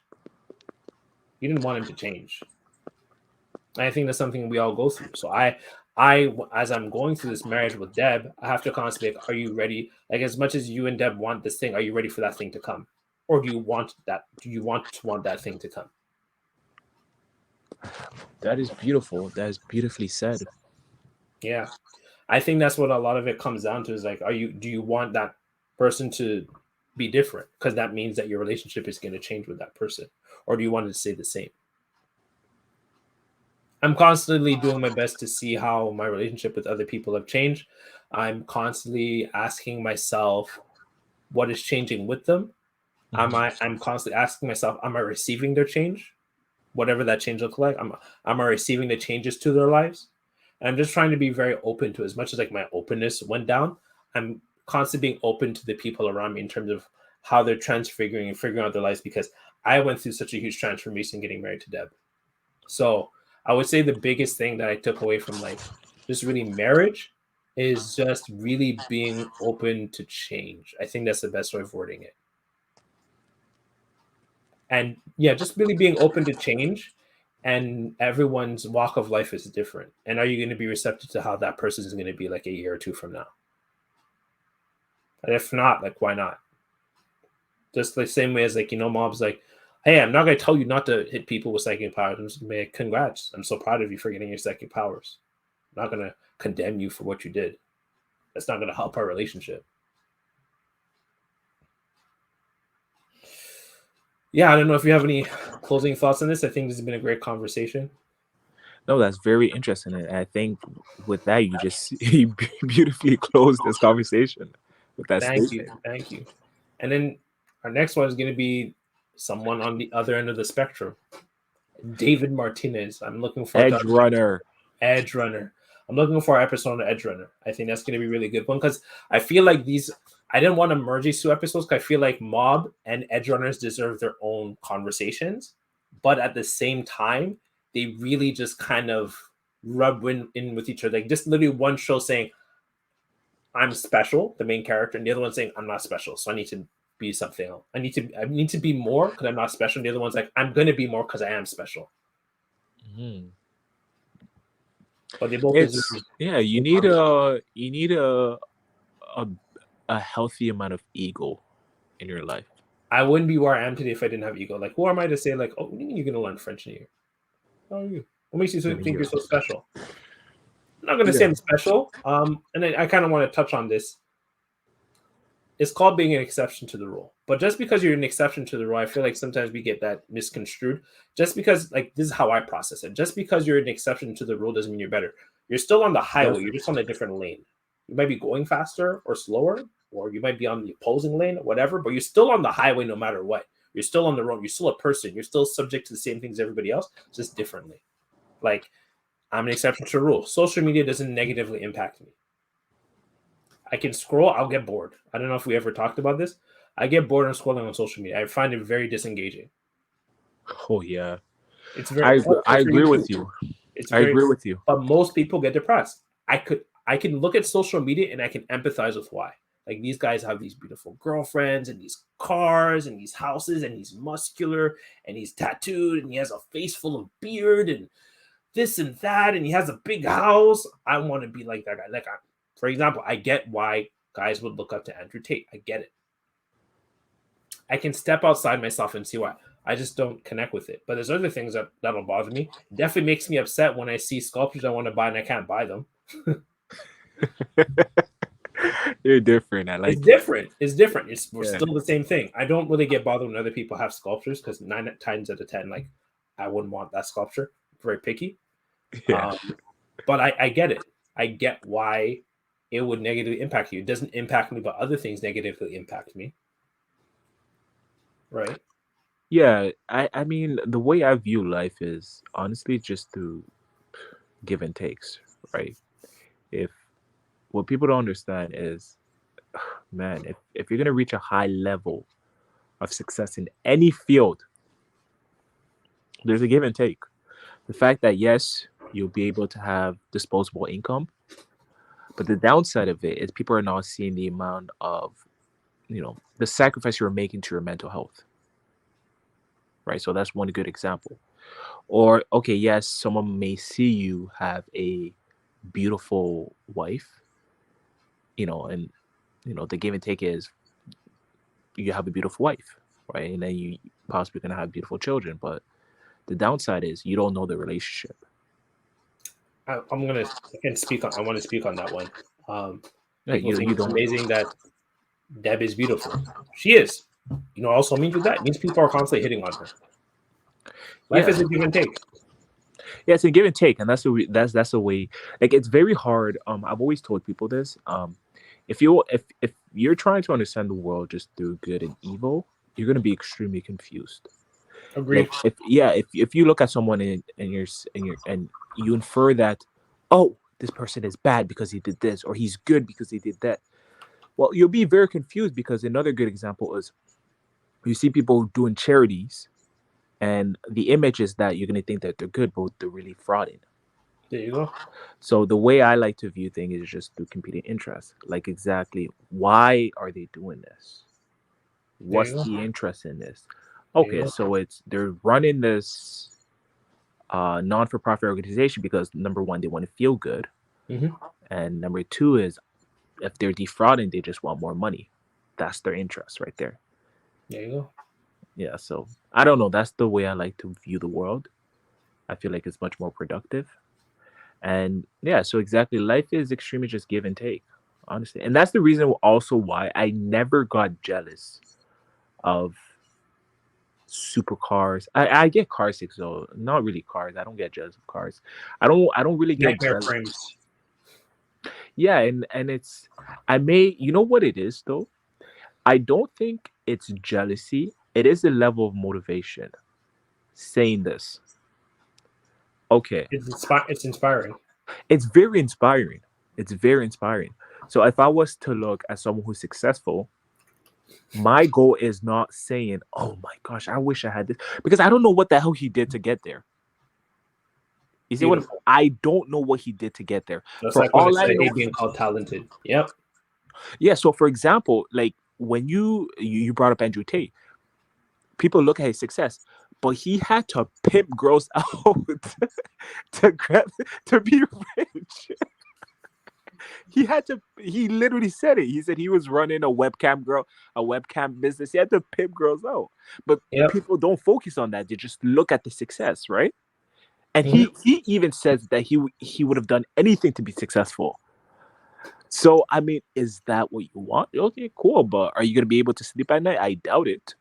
There you go. Because I don't know that You gotta find out what's right for you. he is facing a lot of demons that he's not going to speak of There you go. at night. He said, "People, you see." So yeah, life is a give and take, and I get I get inspired. I get really inspired. So for example, when I look at my friends who has high charisma, I'm like, wow, this guy, this is amazing. Like to be able to even be to chill with him, Mm-hmm. I find like I love that. There you go. I take that as a compliment. I'm able to chill with someone that you can't come across through every single day There you go. with this level of charisma. Mhm. So I don't know. That's the way I view the world. Yeah, I try to. For me, when I interact with people, I'm just like I said, I'm open to what I'm going to receive, and try to be open to it as much as I can for the people that I very much value, and